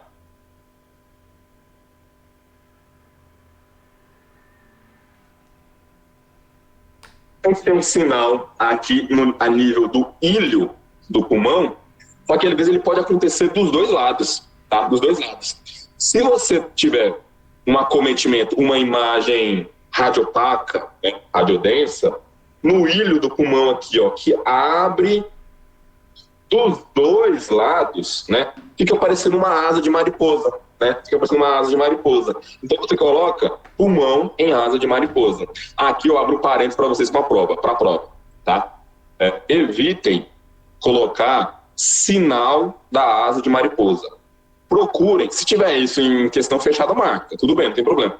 Mas se estiver em questão aberta, coloca pulmão em asa de mariposa. Por quê? porque eu não sei se o professor de vocês ele é muito criterioso, com essas coisas assim, mas o sinal da asa de mariposa, ele é aquele sinal que nós vimos na aula da P1, não sei o que vocês não. Quando eu tenho um pneumoperitônio, que eu vou falar daqui a pouco com vocês, tá? Então, para ele não encher o saco, fala, ó, pulmão em asa de mariposa, e o sinal da asa de mariposa eu vou mostrar daqui a pouco para vocês, né, que é do pneumoperitônio, tá? Como essa lesão está no pulmão, escreva pulmão em asa de mariposa. Vou mandar uma mensagem aqui que eu não consegui ler até o final. Ele é criterioso? Então, na dúvida, tá, pessoal, como ele é criterioso, é tirar ponto de qualquer vírgula, que tira ponto em exato, tá? Então fiquem atentos com isso, tá? Não percam um ponto de coisa que vocês sabem, tá? Porque não tem nada pior do que você perder um ponto numa questão que você sabia, tá? Eu sabia a questão, mas coloquei uma palavra errada. Eu fiquei chateado na minha P1 de anatomia 1, eu lembro. O professor ele marcou alguns vasos ali no cadáver, e P1 não, acho que foi quase na prova final já. E eu marquei o nome da veia, tipo, subclávia direita. Ele falou, pô, você não me falou se é uma artéria ou uma veia. Então ele, tipo, cancelou muito ponto. Eu quase zerei a prova. Eu saí da minha prova, assim, pensando que tinha gabaritado, eu quase zerei. Por coisinha boba, tá? Por critérios desse de prova, tá? Então não percam esse ponto. Pulmão em asa de mariposa. O que pode estar causando isso aqui? Olha, se a pneumonia, ela pegou os dois lados do pulmão, pode deixar esse aspecto aqui, tá? Então pode ser pneumonia, ou pode ser também edema agudo de pulmão, tá? Líquido no pulmão também fica branco, né? A pneumonia vai causar líquido ali dentro, né? Um processo inflamatório, né? E no edema agudo de pulmão é líquido ali no pulmão, então vai ficar branco do mesmo jeito, tá? Então, o edema agudo de pulmão pode causar isso aqui também. Ah, Diego, olha, quando eu estudei ali em algum lugar, e o edema agudo de pulmão, ele pode ser culpa do coração, então eu chamo de edema agudo de pulmão cardiogênico, ou ele pode não ser culpa do coração, né? Pode ser outra coisa, né? Que eu chamo de edema agudo de pulmão não cardiogênico, ou também chamado de estresse respiratório. Qual desses dois você está falando que causa? Os dois. Os dois podem causar isso aqui. Só que é mais comum o edema agudo de pulmão cardiogênico, tá? O cardiogênico, ele causa isso aqui com mais facilidade, beleza? Então, quais são as causas do pulmão em asa de mariposa? Pneumonia, tá? Pneumonia, principalmente pneumonia intra-hospitalar e tal, ou edema agudo de pulmão. Seja o cardiogênico quanto o não cardiogênico. Só que o cardiogênico é mais comum de causar. Porque o cardiogênico, um dos critérios dele é que ele seja simétrico. Os dois pulmões estão com edema, tá? Então, isso aqui então acaba sendo mais comum, tá? E aí, o que é isso aqui? Isso aqui não é um raio-x não, né? Para eu mostrar o próximo sinal para vocês, eu preciso dar uma relembrada básica na anatomia, né? Eu sei que vocês sabem disso, tá? Mas só para contextualizar um pouquinho. Isso aqui é o diafragma, tá? Isso aqui é um corte... Ele é um corte horizontal, né? Corte transversal. Então, cortei, tô vendo de cima para baixo, tá? Tô vendo essa peça aqui de cima para baixo. Então, aqui é o lado esquerdo, aqui é o lado direito, aqui é o tórax, né? Osso externo, e aqui é o dorso, né? Uma vértebra, músculo paravertebral, tudinho, beleza? E a gente viu, né? Que o diafragma, ele é o que separa tórax de abdômen, duas cavidades, cavidade torácica e cavidade abdominal. Mas, como tem estruturas no tórax que precisam passar para o abdômen, estruturas do abdômen que precisam subir para o tórax, eu tenho que ter umas passagens, aí, alguns túneis, né, no diafragma para as estruturas passarem, né, que são os orifícios, né, e hiatos, né. A gente tem aqui 3 principais, né, um orifício e 2 hiatos, né. Esse mais anterior aqui, né, é o orifício para a veia cava inferior, né, então o coração está bem aqui, e a veia cava inferior sobe aqui. Mais posterior a ela, nós temos aqui o hiato esofágico, esse que é o esôfago, e mais posterior de todos, né, lá encostado lá atrás, encostado lá na vértebra, eu tenho aqui o hiato aórtico, né, para fazer essa transição de aorta torácica para a aorta abdominal, tá? Por que eu tô falando isso para vocês? Para vocês lembrarem que o esôfago, às vezes a gente não lembra disso, uma pequena informação aqui, o esôfago, ele passa atrás do coração, tá? O esôfago passa atrás do coração. Então, eu tenho o coração aqui, bonitinho, o esôfago passa atrás. E a continuação do esôfago lá embaixo é o estômago, né? Sem muito mistério. Para que eu estou falando isso? Porque esse hiato esofágico, ele pode sofrer uma herniação, né? Tem uma hérnia. Hérnia é quando uma víscera ela passa de sua cavidade para outra cavidade através de um forame, através de uma fragilidade. Tá? Quando eu tenho o estômago passando para o tórax, através desse hiato, eu vou chamar isso de hérnia de hiato, hérnia hiatal. E na radiografia eu consigo ver isso. Tá? Na radiografia eu consigo ver isso. Tá? Então você vai olhar aqui, né, a radiografia de tórax normal, né, pegando o abdômen, e geralmente aqui a gente consegue observar a bolha gástrica, e aqui eu não estou vendo. Tá? Aqui eu não estou vendo. Olhem aqui, né? Vou pegar um zoom aqui. Vamos dar uma olhadinha aqui. Observem aqui, ó. Andressa, vem com a gente aqui, ó. Vem com a gente. Vem dar uma ajudinha para nós aqui, ó. Tá com a gente ainda? Tá acordado aí? Olha isso aqui. Você tá vendo que eu tenho um coração aqui, né? Sim. Bonito aqui. E aqui tem uma massa branca também do lado do coração. Isso aqui é sinal da silhueta positivo ou negativo? O que você acha? A gente tá vendo o borde. Tá vendo o borde do coração aqui? A gente tá vendo o borde do coração aqui? Não. Tá pra ver. Não tô vendo a borda do coração aqui, né? Não. Tá, dá pra ver aqui a continuação aqui, ó. A borda do coração, continua. Tô vendo. Entrou na lesão branca e eu continuo vendo a borda do coração aqui, ó. Conseguiu ver? Deixa eu apagar aqui pra você ver. Aí, conseguiu ver aqui, ó? A silhueta do coração aqui? Sim. Conseguiu ver agora, né? Pois é, então eu tenho um borda do coração. Mesmo quando tem outra lesão branca aqui, a borda do coração continua. Essa linha do coração continua. Isso é sinal da silhueta positivo ou negativo? Negativo. Perfeito. Aquela pergunta que você tinha feito lá.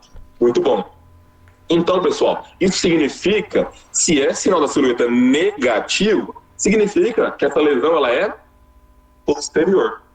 Esse achado, ele é posterior. E olha aqui, olha a informação, é uma lesão posterior, beleza. Então, é uma coisa que está atrás do coração, beleza? Que está branco, mas em cima dele está preto. Olha aqui, um triângulo preto aqui. Todos conseguiram ver? Que é uma lesão branca, é uma massa branca, com um triângulo preto no teto, em cima dele. Todo mundo conseguiu identificar isso? Que atrás do coração eu tenho uma imagem branca com um teto preto. Gente, uma víscera branca que tem um teto preto é o estômago, né? Lembra que no estômago ali no diafragma você vê só a bolha gástrica ali em cima, porque o ar sobe. Então pense comigo, uma coisa atrás do coração que é branco com teto preto. Isso aqui é o estômago. O que o estômago está fazendo no tórax? Isso aqui é uma hérnia de hiato. É uma hérnia de hiato.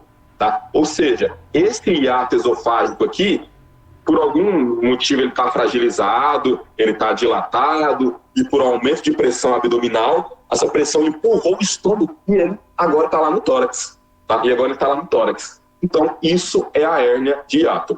Para tirar dúvida, na prática, né, passo a dica para vocês, solicitem sempre radiografia lateral, né, de perfil, porque você vai ver lá, coração e o estômago atrás, né, desse jeito aqui. Então, observem aqui, né, o coração aqui, estou olhando de lado, né, o coração aqui, e o estômago aqui atrás. Um arzinho aqui, tá? Mas olhando de frente, na prova de você só cair o AP, é só vocês olharem, né? Tem uma massa branca aqui, né? Só que é um sinal da silhueta negativo. Se é um sinal da silhueta negativo, já tem um sinal. Significa que essa lesão é posterior. Da anatomia, eu lembro que o esôfago passa atrás do coração, beleza. Mas aí é uma massa atrás do coração branca com um teto preto. Opa, o estômago tem essa característica. Ele é branco, só que a bolha gástrica, né, o ar dele sobe. Aí tá nas hipóteses ali de hérnia hiatal, tá? Hérnia de hiato. Beleza? Alguém mandou uma mensagem que eu não consegui terminar de ler. Tem borda de silhueta negativa, né? Perfeito, perfeito. Não tem borda de silhueta, não tem borda de silhueta positiva. Exatamente. Tá? Exatamente. Se tem a borda cardíaca, né? Se tem a borda cardíaca, é silhueta negativa. Se não tem, é positiva. Perfeito. Então, hérnia de hiato, beleza, né? Tranquilo, né?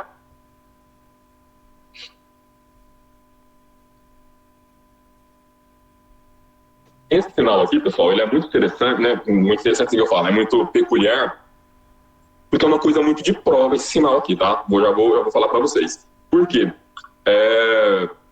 Na minha prova, eu lembro que na minha época de imagem, eu estava no 5º período, caiu essa imagem. Quando eu estava tendo medicina interna no 8º, caiu de novo, e não é muito importante, tá? Então, grave esse sinal aqui para a prova, grave esse sinal aqui, porque se forem para o hospital, tema desse exame mesmo, é isso.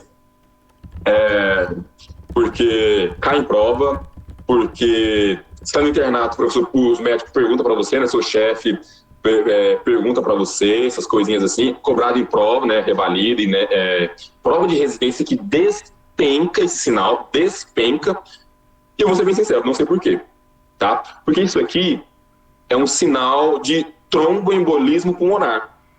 Então, o tromboembolismo pulmonar, ele não depende da radiografia para você diagnosticar. Para você dar o diagnóstico de tromboembolismo pulmonar, é critério de Wells. Critério de Wells não traz radiografia, ele mostra ali os critérios clínicos, fatores de risco, imagem que ele vai utilizar vai ser angiotomografia, tá? E outras coisas. Mas em prova, se cai muito, então vamos decorar porque é importantíssimo, tá? Igual também no tromboembolismo pulmonar. Tem 2 sinais clássicos ali no eletrocardiograma, né? Complexo de Megg-White, né, que é o S1, que é 3T3, não, né, critério diagnóstico, mas em prova despenca, tá? Então vamos decorar esse papel, tá?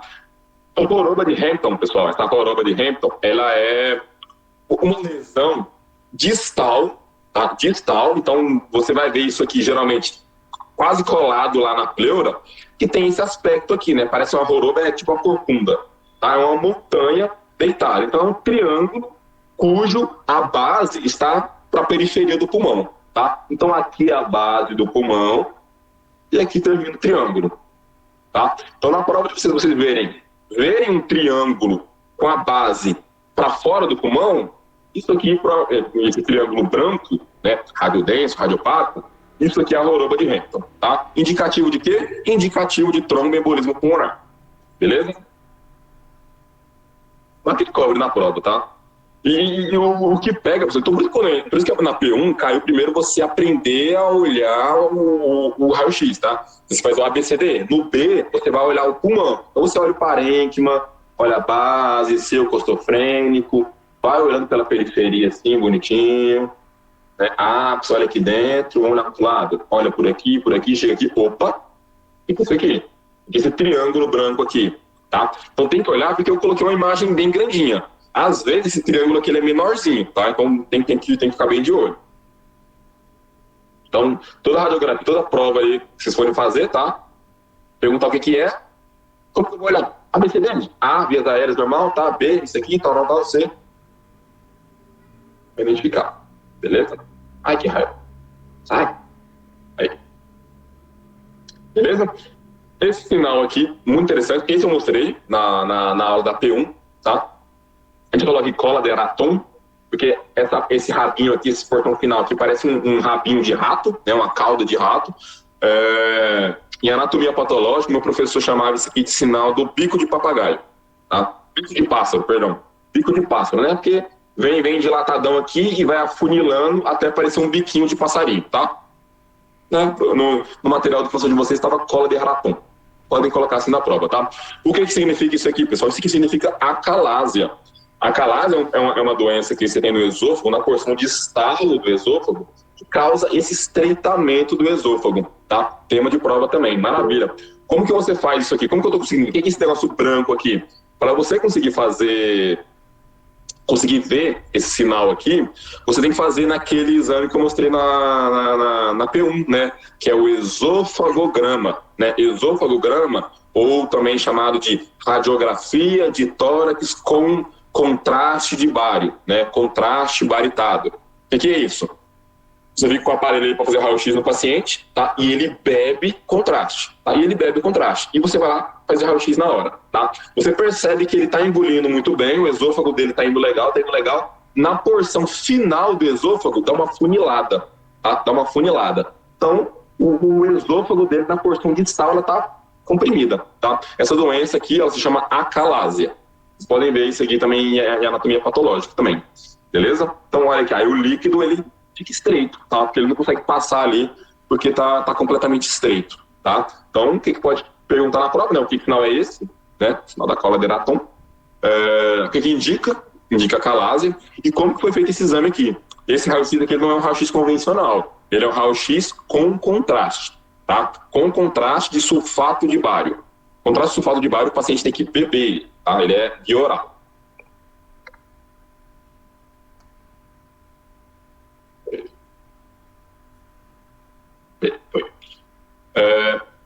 Sinal de Chilaidite, tá? O que é o sinal de Chilaidite? Olha aqui uma coisa que eu estava falando com vocês naquela hora, né? O estômago aqui, né, com o seu ar aqui para cima, beleza? É normal no hipocôndrio esquerdo, aqui, né, epigato, hipocôndrio esquerdo, você vê essa bolha gástrica aqui, é normal, tá? Porque é o estômago. Mas o que você costuma observar aqui no hipocôndrio direito? Uma massa muito branca. Por quê? Porque é o fígado. E o fígado, ele é extremamente parenquimatoso, extremamente denso, ele é muito grande, muito pesado. Nessa imagem aqui eu não estou vendo essa densidade toda do fígado, tá? Não estou vendo, tá?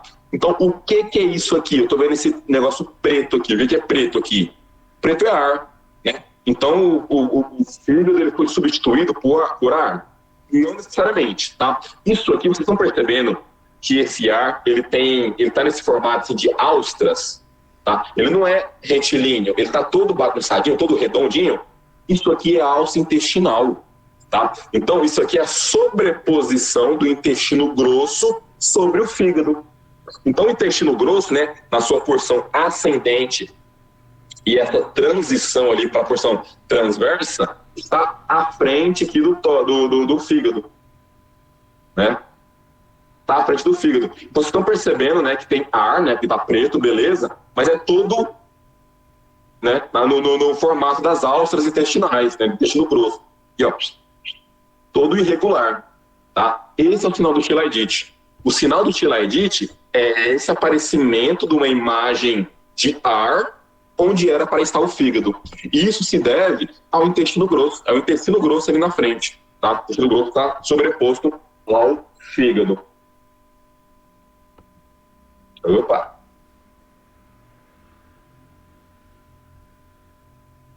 Isso aqui, pessoal. Esse aqui é o mesmo do passado, do história passado, ó. Verdadeiro ou falso? O que vocês acham? Vocês acham que isso aqui é o sinal do Chilaidite também? É um pouco de ar que eu tenho no hipocôndrio direito. Sinal do Chilaidite positivo? O que vocês acham? Não. Falso. Isso é o signo de falou não. Andressa falou o quê? Falso. Falso. Naraina, desculpa, também falou falso. Muito bem, pessoal, muito bem, vocês estão muito bem. Falso, pessoal. Não é, o sinal do Chilaidite não é todo o ar que apareceu no hipocôndrio direito. É o ar do intestino, é o intestino grosso. Como que eu vou diferenciar, então? Olha que esse ar tá retinho aqui, tá todo bonitinho. Esse aqui tá todo tortuoso. O formato do intestino grosso. O intestino grosso tem aquelas alstras, né? Todo desse jeito. Então, o sinal do Chilaidite é o ar no hipocôndrio direito com esse aspecto, de intestino grosso. Se tiver com esse aspecto aqui, não é sinal de Chilaidite. Ué, se tem esse aspecto aqui não é sinal de Chilaidite, é o quê? É o que eu tinha falado para vocês naquela hora, do sinal da mariposa. Tá? Esse aqui é o sinal da mariposa. Esse aqui é o sinal da mariposa. Tá? Que é esse aqui também. Sinal da asa de mariposa, que é chamado também de sinal de Popper. Tá? Vocês viram o sinal de Popper? É a mesma coisa da asa de mariposa. O que é isso? Isso aí, pessoal, indica que tem ar livre no peritônio. Que tem ar livre na cavidade peritoneal, tá? O que acontece aqui? Vocês estão observando aqui, né? Que tem essa linha branca aqui, né? Tem uma linhazinha branca aqui. O que é isso? É o diafragma, né? O diafragma geralmente está ali, ele fica todo branco. Mas por que que abaixo da linha branca, então esse ar preto aqui, não é do pulmão? Não é do pulmão. Porque o pulmão está aqui, tem essa linha branca, ou seja, é o diafragma, e abaixo do diafragma tem ar. Por que abaixo do diafragma tem ar? Porque tem ar livre na cavidade peritoneal. E lembra que eu falei agora há pouco? Que o diafragma, ele é o teto da cavidade abdominal. Então, o ar, quando ele está livre na cavidade, o que ele faz? Ele sobe. Tá? Ele sobe. Então, ar livre na cavidade abdominal, ele vai subir, até alguma coisa segurar ele. O que vai segurar? O teto. Se eu pegar aqueles balões, né, de hidrogênio, de hélio, você solta aqui, ele vai subir, de hidrogênio, né? Ele vai subindo aqui, ele vai subir até o teto. O teto vai segurar ele, tá? Então, aqui vai acontecer isso, tá? Sinal asa de mariposa, asa de gaivota eu já vi, né? Sinal de gaivota já vi algumas vezes, só que é mais comum chamar sinal de asa de mariposa, tá? Ou sinal de Popper. Maravilha? Então, isso aí indica que tem ar livre no peritônio. Ar livre na cavidade peritoneal, a gente chama de pneumoperitônio. Tá? Pneumoperitônio. Até a Andressa falou aqui, né? Indica pneumoperitônio, urgente cirurgia. Isso. É cirurgia urgente, porque isso aqui é abdômen agudo perfurativo, tá? Principal causa disso aqui, tá, pessoal? Principal causa disso aqui é úlcera perfurada, tá? O sujeito, ele tem uma úlcera, e essa úlcera, né, continuou com lesão em cima, perfurou o estômago, ou o duodeno, essa pessoa tem um buraco ali agora, e comunica a cavidade, né, dentro do estômago com a cavidade abdominal. Então, o ar que está no estômago ou no duodeno está vazando agora aí para dentro do peritônio. Isso é gravíssimo, tá? O estômago do cara está com um buraco ali, tá? Vai cair ácido clorídrico no peritônio, vai cair conteúdo alimentar, bactérias que tem. Isso é uma peritonite gravíssima. Cirurgia de urgência. Muito bem. E aí, pessoal, até aqui tranquilo? Até sinal da asa de mariposa. Maravilha. Diego, eu acho que o nosso professor, ele destaca que signo de Popper é uma coisa e o da ala de mariposa é outra. Como?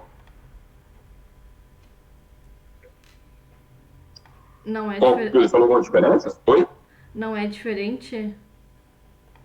Não, a gente sempre vê o que é Popper ou, né, seria o epônimo, né, ou asa de mariposa. Mas ele comentou alguma coisa específica? Alguma diferença específica? Não, é que eu tenho anotado aqui que o Popper, ele indica pneumoperitoneio, que é urgente para cirurgia, e a ala de mariposa seria o edema agudo de pulmão, de causa cardiogênica. Se for bilateral, ele chama de ala de gaivota. Isso. Ô, Andressa, esse negócio que você anotou foi aquilo que eu falei agora há pouco, para não confundirem. Edema agudo de pulmão, né, esse sinal da mariposa, é isso aqui, ó. Isso aqui, ó. Isso aqui é o pulmão em asa de mariposa, ou seja, é aqui o edema agudo de pulmão, ó. Ou seja, o problema está lá no pulmão, viu? Isso aqui é o pulmão em asa de mariposa. Por isso que eu falei, não coloca sinal da asa de mariposa, porque pode confundir os dois. Pulmão em asa de mariposa. Aí isso aqui, que pode ser edema agudo de pulmão, né, principalmente cardiogênico, pode ser pneumonia, alguma coisa. Esse carinha aqui, né, esse aqui, né, principalmente se for bilateral, aí isso aqui é o sinal da asa de mariposa. Aqui, ó. Porque isso aqui é pneumoperitônio, que é ar livre na cavidade abdominal. Eu acho que ela estava só dizendo que ele falou que esse sinal da asa de mariposa, de gaivota, é bilateral, né? E o de Popper ele coloca como se fosse só de um lado. Quando é só de um lado. É porque é o seguinte, ele pode ser só de um lado e ele pode ser, quando ele é um retropneumoperitônio, ele é muito pequenininho, tá? Você vai ver só um quadradinho assim preto, tá? Só um quadradinho assim preto. A gente não chama de asa de gaivota porque não fica dos dois lados e não parece uma asa, tá? Mas é basicamente fosse a mesma coisa quando é bilateral, tá? Mas só cuidado para não confundir com pulmão e asa de gaivota, tá, o Andressa? Tá, peraí. Eu não entendi. O Popper pode ser uni e bilateral? Não, ó, o Popper, deixa eu apagar aqui. Ó, quando você tem, acho que na imagem passada mostra, ó, nessa imagem aqui, tá vendo? Tá vendo que tem um pneumoperitônio, tem um arzinho aqui livre, só de um lado, tá vendo? Isso aqui é bulha gástrica. Isso aqui não é pneumoperitônio, não. Isso aqui é bulha gástrica, é do estômago. Eu tenho só de um lado. Quando eu tenho só de um lado, isso é sinal de Popper, tá? Só de Popper. Se esse sinal de Popper, ele for dos dois lados, fica parecendo uma asa de gaivota, asa de mariposa. Aí você pode chamar dessa forma, tá? Se for dos dois lados. Ah, entendi. Entendi. Beleza? Porque aqui fica aparecendo. Beleza. E aí, pessoal? Quando a gente vai falar também a radiografia, a gente comenta bastante aqui da radiografia de tórax, né? Esses sinais aqui no tórax. Só que no abdômen agudo, como eu falei para vocês, a gente utiliza muito o raio-x, tá? O raio-x é muito utilizado no abdômen agudo. E alguns em especial, tá? Porque quando eu falo de abdômen agudo, né, é aquele quadro de instalação súbita de dor abdominal, tá, que geralmente requer um tratamento clínico ou cirúrgico, tá? E o abdômen agudo, vocês vão ver mais lá para frente, que ele tem as subdivisões dele, né? Eu tenho abdômen agudo inflamatório, apendicite, colecistite e tal. Abdômen agudo obstrutivo, quando eu tenho uma obstrução intestinal. Abdômen agudo perforativo, que foi isso que eu citei para vocês, tá? Que a úlcera perforada é a principal causa. Abdômen agudo hemorrágico, quando eu tenho uma ruptura de um aneurisma, quando eu tenho uma gestação ectópica rota, né, que se rompe. E o abdômen agudo vascular, que é principalmente que é a mesma coisa que isquemia, né? Que eu tenho a isquemia mesentérica, tá? Por que eu tô falando isso? Porque na radiografia, pessoal, ele ajuda muito a gente no abdômen agudo obstrutivo e no perforativo, tá? No perforativo eu já citei para vocês agora, tá? E no obstrutivo nós vamos falar aqui agora. Antes disso, antes de eu falar de abdômen agudo obstrutivo com vocês, vamos relembrar aqui da nossa velha anatomia abdominal, né, do trato gastrointestinal, que é o seguinte: nós temos intestino delgado e intestino grosso. Grande diferença dos dois. Tem duas grandes diferenças, tem várias, né? Mas destaco duas diferenças para vocês. Localização, tá? O intestino delgado, ele é de localização central. Ele fica aqui no centro, ele fica aqui no meio. O abdômen, o intestino grosso, ele é localizado na periferia, certo? Então, uma diferença. Segunda diferença, a constituição dele dos seus anéis, vamos dizer assim, seus anéis. Porque, por exemplo, o intestino grosso, ele tem as austras, né, que são anéis incompletos. Ele vem, ele não fecha, ele vem e fica nesse formato. O intestino grosso, os anéis dele são circulares, então ele fica reto, ele fica lisinho. E com isso eu consigo ver na imagem essa diferença dos dois, essa diferença de aspecto dos dois. Por que eu estou falando isso? Porque dentro do intestino a gente tem um conteúdo da matéria fecal, só que tem ar também. Dentro do abdômen tem gás, dentro do intestino, na verdade, tem gás. Isso você consegue ver em pequena quantidade. É normal você ver um pouquinho ali, mas se eu tiver uma obstrução, ou seja, se o intestino não estiver mais se mobilizando, vai acumular ar do ponto de obstrução para trás. E quando eu fizer raio-x, eu vou ver que as asas intestinais, que o intestino delgado ou que o intestino grosso vão estar dilatados, cheios de ar, cheios de gás dentro, tá? Então eu consigo diferenciar pela radiografia se essa obstrução ela é no intestino delgado ou no intestino grosso, por esses dois aspectos, tá? Eu vou mostrar para vocês aqui, tá? Então aqui eu tenho uma obstrução intestinal, tá? Como que eu vejo uma obstrução intestinal? Olha o tanto que as asas intestinais estão dilatadas, tá? Isso aqui é preto, preto é ar, tá? Por que tem tanto de ar aqui? Porque o intestino grosso está obstruído. tá? Então, como o intestino grosso está obstruído, esse ar não está passando para ir embora, ele se acumula e fica ali, tá? Como que eu sei que isso aqui é no colo e isso aqui é no intestino delgado? Olha a localização. O intestino grosso está mais na periferia. O intestino delgado está mais no centro. Está mais no centro. Ah, tá. Vamos olhar para outra coisa? Olha o aspecto. Olha o formato. Olha o intestino grosso com suas álstras. Todo. Agora, o intestino delgado, ele tem essa forma circular completa. Tá vendo? Aqui, eu tiver uma canetinha aqui. Circular completa, ó. Um aqui, outro aqui, outro aqui, outro aqui. Tanto é que isso fica parecendo um pacotinho com várias moedas empilhadas uma atrás da outra. Tá? Uma moedinha aqui, outra moedinha aqui, outra aqui, outra aqui, outra aqui. E esse é o sinal do empilhamento de moedas. O sinal do empilhamento de moedas, ele é um indicativo de obstrução de intestino delgado, que é esse carinha aqui. Sinal de obstrução do intestino delgado, tá? Sinal do empilhamento de moedas. Dá para ver bem aqui, né? Dá pra gente conseguir observar bem aqui.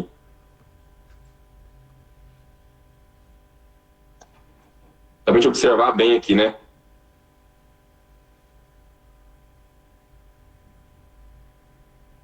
Beleza, beleza. Então, esse é o sinal do empilhamento de moedas, tá? Só um segundinho que eu tenho que responder um aluno aqui que daí de vocês que me mandou. Um segundo.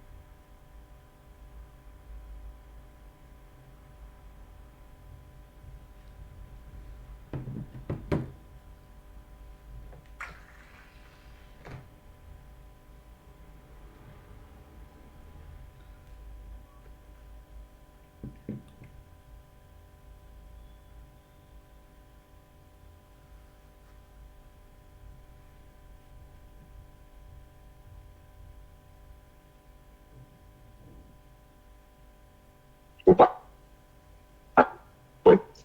Aí, pessoal, então esse aqui é o sinal do empilhamento de moedas, tá? O sinal do empilhamento de moedas, ele indica obstrução de intestino delgado, tá bom?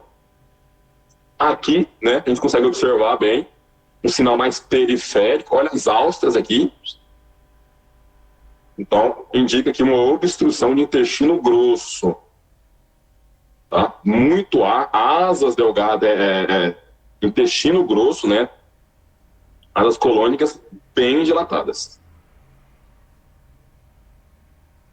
Aqui relembrando mais uma vez aqui a nossa anatomia, né, na região abdominal. Quando eu falo sobre peritonização, né, peritonização do nosso intestino grosso, nosso intestino de forma geral, lembra de anatomia? Que a gente falava sobre peritônio? E o peritônio tem aquelas derivações peritoneais, né? Eu tenho meso, eu tenho face de coalescência, eu tenho epiplon, cada um tem uma característica diferente, né? O meso, por exemplo, ele é uma derivação peritoneal que ele vai da parede posterior até a víscera, levando os vasos sanguíneos, permitindo que essa víscera se mova muito, né? Então, por exemplo, eu tenho meso no intestino delgado. Tudo que é intestino delgado é entérico, né? Então, mesentério essa derivação peritoneal do intestino delgado. O intestino delgado se move muito. Normal. Isso tem que acontecer mesmo, tá? Só que, por exemplo, o intestino grosso, ele já se move tanto, tá? Na verdade, não se move muito. Por quê? Porque o cólon ascendente e o cólon descendente, eles não possuem meso. Eles possuem uma derivação peritoneal chamada face de coalescência. E a face de coalescência, ela é o oposto do meso. Ela é uma derivação, uma folha fibrosa, que rodeia a víscera e fixa ela na parede posterior do abdômen, não permitindo que essa víscera se mova. Então, o cólon ascendente e o cólon descendente não se movem, não conseguem se mover. Por que eu estou falando isso? Porque depois do cólon descendente, eu tenho o cólon sigmoide. E o cólon sigmoide, que é esse carinha aí, esse bacaninha aqui, a formato de S, ele tem uma derivação peritoneal que é um meso, chamada mesosigmoide. Como o intestino, como o cólon sigmoide, ele tem um meso, que é o mesosigmoide, ele tem a capacidade de se mover muito quando necessário. Quando o paciente ele não se alimenta com muita fibra, se alimenta de muito industrializado, ele não bebe muita água, a matéria fecal, quando ela chega ali no sigmoide, que já é quase na porção final, ela chega ali completamente rígida, completamente endurecida. O sigmoide, portanto, todo o intestino, na verdade, para mobilizar a matéria fecal muito seca, tem que fazer muita força. E o cólon ascendente, ele faz muita força. O cólon descendente, ele faz muita força, tudo bem. Quando chega no cólon sigmoide, ele faz muita força, só que a derivação peritoneal dele não segura o sigmoide. Então o sigmoide fica contraindo, e quando isso acontece de maneira crônica, e por muito tempo, quando chega lá na fase quando o paciente ele é idoso, ele pode sofrer uma complicação, uma consequência disso, que é o quê? O sigmoide contrai tanto, a vida inteira fez isso, né? Contrai tanto, que uma hora ele se torce. Ele dá uma volta em si mesmo, tá? Por que ele teve a capacidade de dar uma volta em si mesmo? Porque ele ficou contraindo tanto, e ele tem uma derivação peritoneal que permite que ele fique solto, que ele fique dançando ali dentro do abdômen, que ele contraiu e torceu.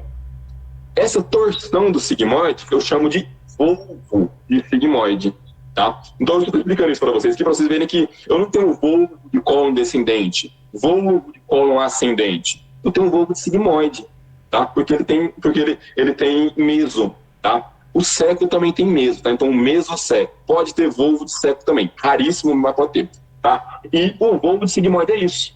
É quando tem uma torção no cólon sigmoide, que popularmente fala, né? Minha avó falava, as vozes você deve falar também, né? Que fulano deu nó na tripa, né? Deu nó na tripa, ou seja, deu uma torção ali no intestino, tá? Isso pode acontecer. E no raio-x, percebam, né? O intestino tá aqui bonitinho, ele dá uma torção em si mesmo, e tudo que tá aqui acumula, cresce, e fica nesse aspecto aqui. No raio-x, né? Esses dois lados aqui com um rachado aqui no meio, fica parecendo um grão de café. E esse é o sinal do grão de café, tá? Isso aqui tudo, você vê uma imagem muito grande dessa forma aqui, ó, com esse rachado aqui no meio, né, com essa imagem aqui no meio, isso aqui parece um grão de café, se você olhar assim, né? Isso aqui, então, é, portanto, o sinal do grão de café. Abdômen agudo obstrutivo, volvo de sigmoide.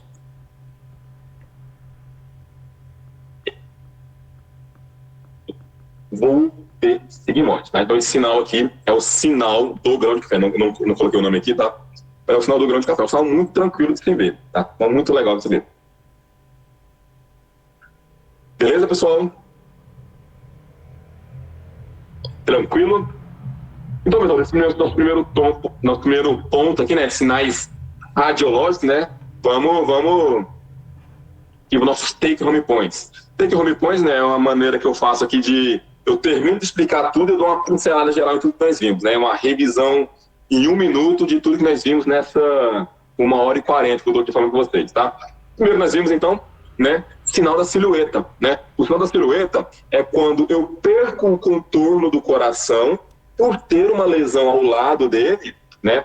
Próximo ali do coração, da mesma densidade, e ter líquido também. E isso, o sinal da silhueta positivo, é quando perde a borda do coração, perde o contorno cardíaco, e indica que a lesão, né, que esse foco ali, ele é mais anterior. Quando esse foco é mais posterior, eu vou ter o sinal da silhueta negativo, tá? Eu vou ver a imagem branca, só que eu continuo vendo o contorno do coração, tá?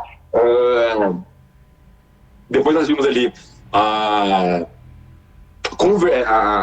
sinal da sobreposição hilar, né, ou ocultação hilar, que é o quê? É quando eu tenho aquela massa, alguma massa ali, geralmente por linfonodomegalia, no ilho, e mesmo assim, atrás dela eu consigo ver a artéria pulmonar bem calibrosa, diferente da convergência hilar, que eu vou ver vários vasinhos linfáticos pequenininhos se juntando, tá? Se juntando ali, fazendo uma confluência, beleza?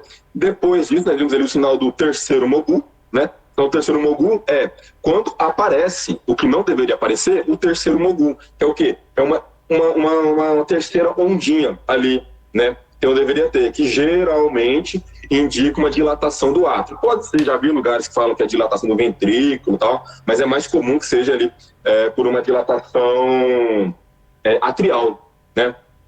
Principal causa, né, da dilatação atrial é uma cardiopatia reumática, tá? Cardiopatia reumática, né, então um problema ali, né, uma febre reumática, alguma coisa assim, uma sequela, que é uma valvulopatia chamada estenose mitral, tá? Principal causa, tá? De causa de dilatação do átrio, tá? Depois nós vimos ali o sinal cérvico-torácico, né? Cérvico-torácico é quando tem uma massa ali no mediastino, né? Uma lesão ali no mediastino, e vai até, que sobe, né, até a região ali do pescoço, né? Então, cérvico-torácico. Tem duas divisões também. Se essa lesão, né, essa lesão esbranquiçada, ela perde o seu contorno ao chegar na clavícula, ou seja, ela não passa da clavícula, significa que é uma lesão anterior, né, de mediastino anterior. Se ela passa, né, eu continuo vendo o contorno dessa lesão acima da clavícula, muito provavelmente é uma lesão de mediastino posterior, tá bom? Nós vimos ali também sinal do camalote, né? Sinal do camalote, ele é quando eu tenho ali uma cavitação, tá? Uma cavitação ali no pulmão com nível hidroaéreo, um pouco de água, um pouco de líquido, né? E um pouco de ar. O líquido pode ser qualquer coisa, água, abscesso, né? Que é pulso, né? Então, o sinal do camalote seria esse sinal, tá? Tem uma cavitação ali com nível hidroaéreo, aquele sinalzinho do camalote ali em cima, tá? Nós vimos ali também, né? Falando ali de cavitação, a bola fúngica, que é o sinal do ar crescente, né? Ou seja, eu tenho uma sequela ali da cavitação, então a cavitação, né? A sequela da tuberculose, né? Tem uma cavitação ali e ela é acometida por um fungo, né? O fungo aspergillus, né? A aspergiliose. Então o fungo começa a crescer ali dentro, né? Formar uma bolinha de fungo que é branca e em volta ali tem um sinal de meia-lua, né? Sinal do ar crescente ali também. O que mais nós vimos, né? Vimos o sinal do pulmão em mariposa, né? Pulmão em asa de mariposa, que é quando eu tenho aquela lesão mais esbranquiçada, aquela imagem radiopaca dos dois lados, bilateral, fazendo parecer que é uma asa de mariposa mesmo, e principais causas, né? Ou pneumonia ou edema agudo de pulmão, seja cardiogênico ou não cardiogênico, principalmente o cardiogênico, tá? Outro sinal que nós vimos foi o broncograma aéreo, clássico, um sinal do broncograma aéreo, né? Quando eu tenho um foco de consolidação, e isso permite, né? Um foco branco ali, né? Radiopaco, isso permite com que eu veja os brônquiozinhos ali, né? Os canudinhos preto ali, né? Sinal nós vimos também da sarcoidose, de várias doenças pulmonares, principalmente a sarcoidose, que foi o sinal do favo de mel, né? Sinal do panhal de mel, quando aquele aspecto todo esburacado, parecendo um favo de mel mesmo, tá? Pode ser de forma isolada em um ponto, ou de forma disseminada, quando já é uma doença já mais avançada, né? E depois nós vimos ali também já parte digestiva também, né? Esôfago, o esôfago ele é acometido por acalasa, que é aquele estreitamento na sua porção inferior. Então, quando você faz o raio-x com sulfato de bário por via oral, né? O esôfagograma, também chamado esse exame, você percebe, né? O esôfago bonitinho, o líquido descendo e ali na pontinha afunilando ali, ficando aquele, parece um rabinho de rato, né? A cola de rato ou bico de papagaio, bico de pássaro, né? Bico de pássaro, mas rabinho de rato ali, né? E mais nós vimos hérnia, né? Vimos hérnia também, que foi a hérnia de hiato, né? Que é quando eu tenho uma fragilidade ali no hiato esofágico e por aumento da pressão intraabdominal, né? Aumento da pressão intraabdominal, isso empurra o estômago, né? Para ele passar por esse orifício e parar lá no estômago. Como que eu vejo? Sinal da silhueta negativo. E essa lesão, essa massa que está ali atrás do coração, é uma massa branca com um teto preto, né? Ou seja, sólido com um arzinho ali em cima, tá? Acho que foram esses sinais que nós vimos, né? Faltou algum? Nesses sinais, né? Foram esses sinais que nós vimos aqui nos sinais radiológicos. Pessoal, alguma dúvida nesse nosso primeiro tópico aqui de sinais radiológicos? Algum que vocês queiram que eu repita, que eu volte, que eu mostre de novo, que eu explique de novo? Diego, esse último que você explicou do empilhamento de moedas, você poderia voltar um pouquinho para falar? Qual que faltou, né? O último que eu falei, né? Como que eu esqueci? Obrigado, Kemily, obrigada. Empilhamento de moedas, Kemily, é o seguinte, é quando eu tenho uma obstrução, e quando eu tenho obstrução, falo de obstrução intestinal, essa obstrução pode ser no intestino delgado ou no intestino grosso, por qualquer coisa. Tem um tumor ali que está obstruindo, ou é uma sequela pós-cirúrgica muito comum chamada de prita, ou também chamada de aderência, né? Tu já deve ter ouvido falar isso, né? O paciente teve uma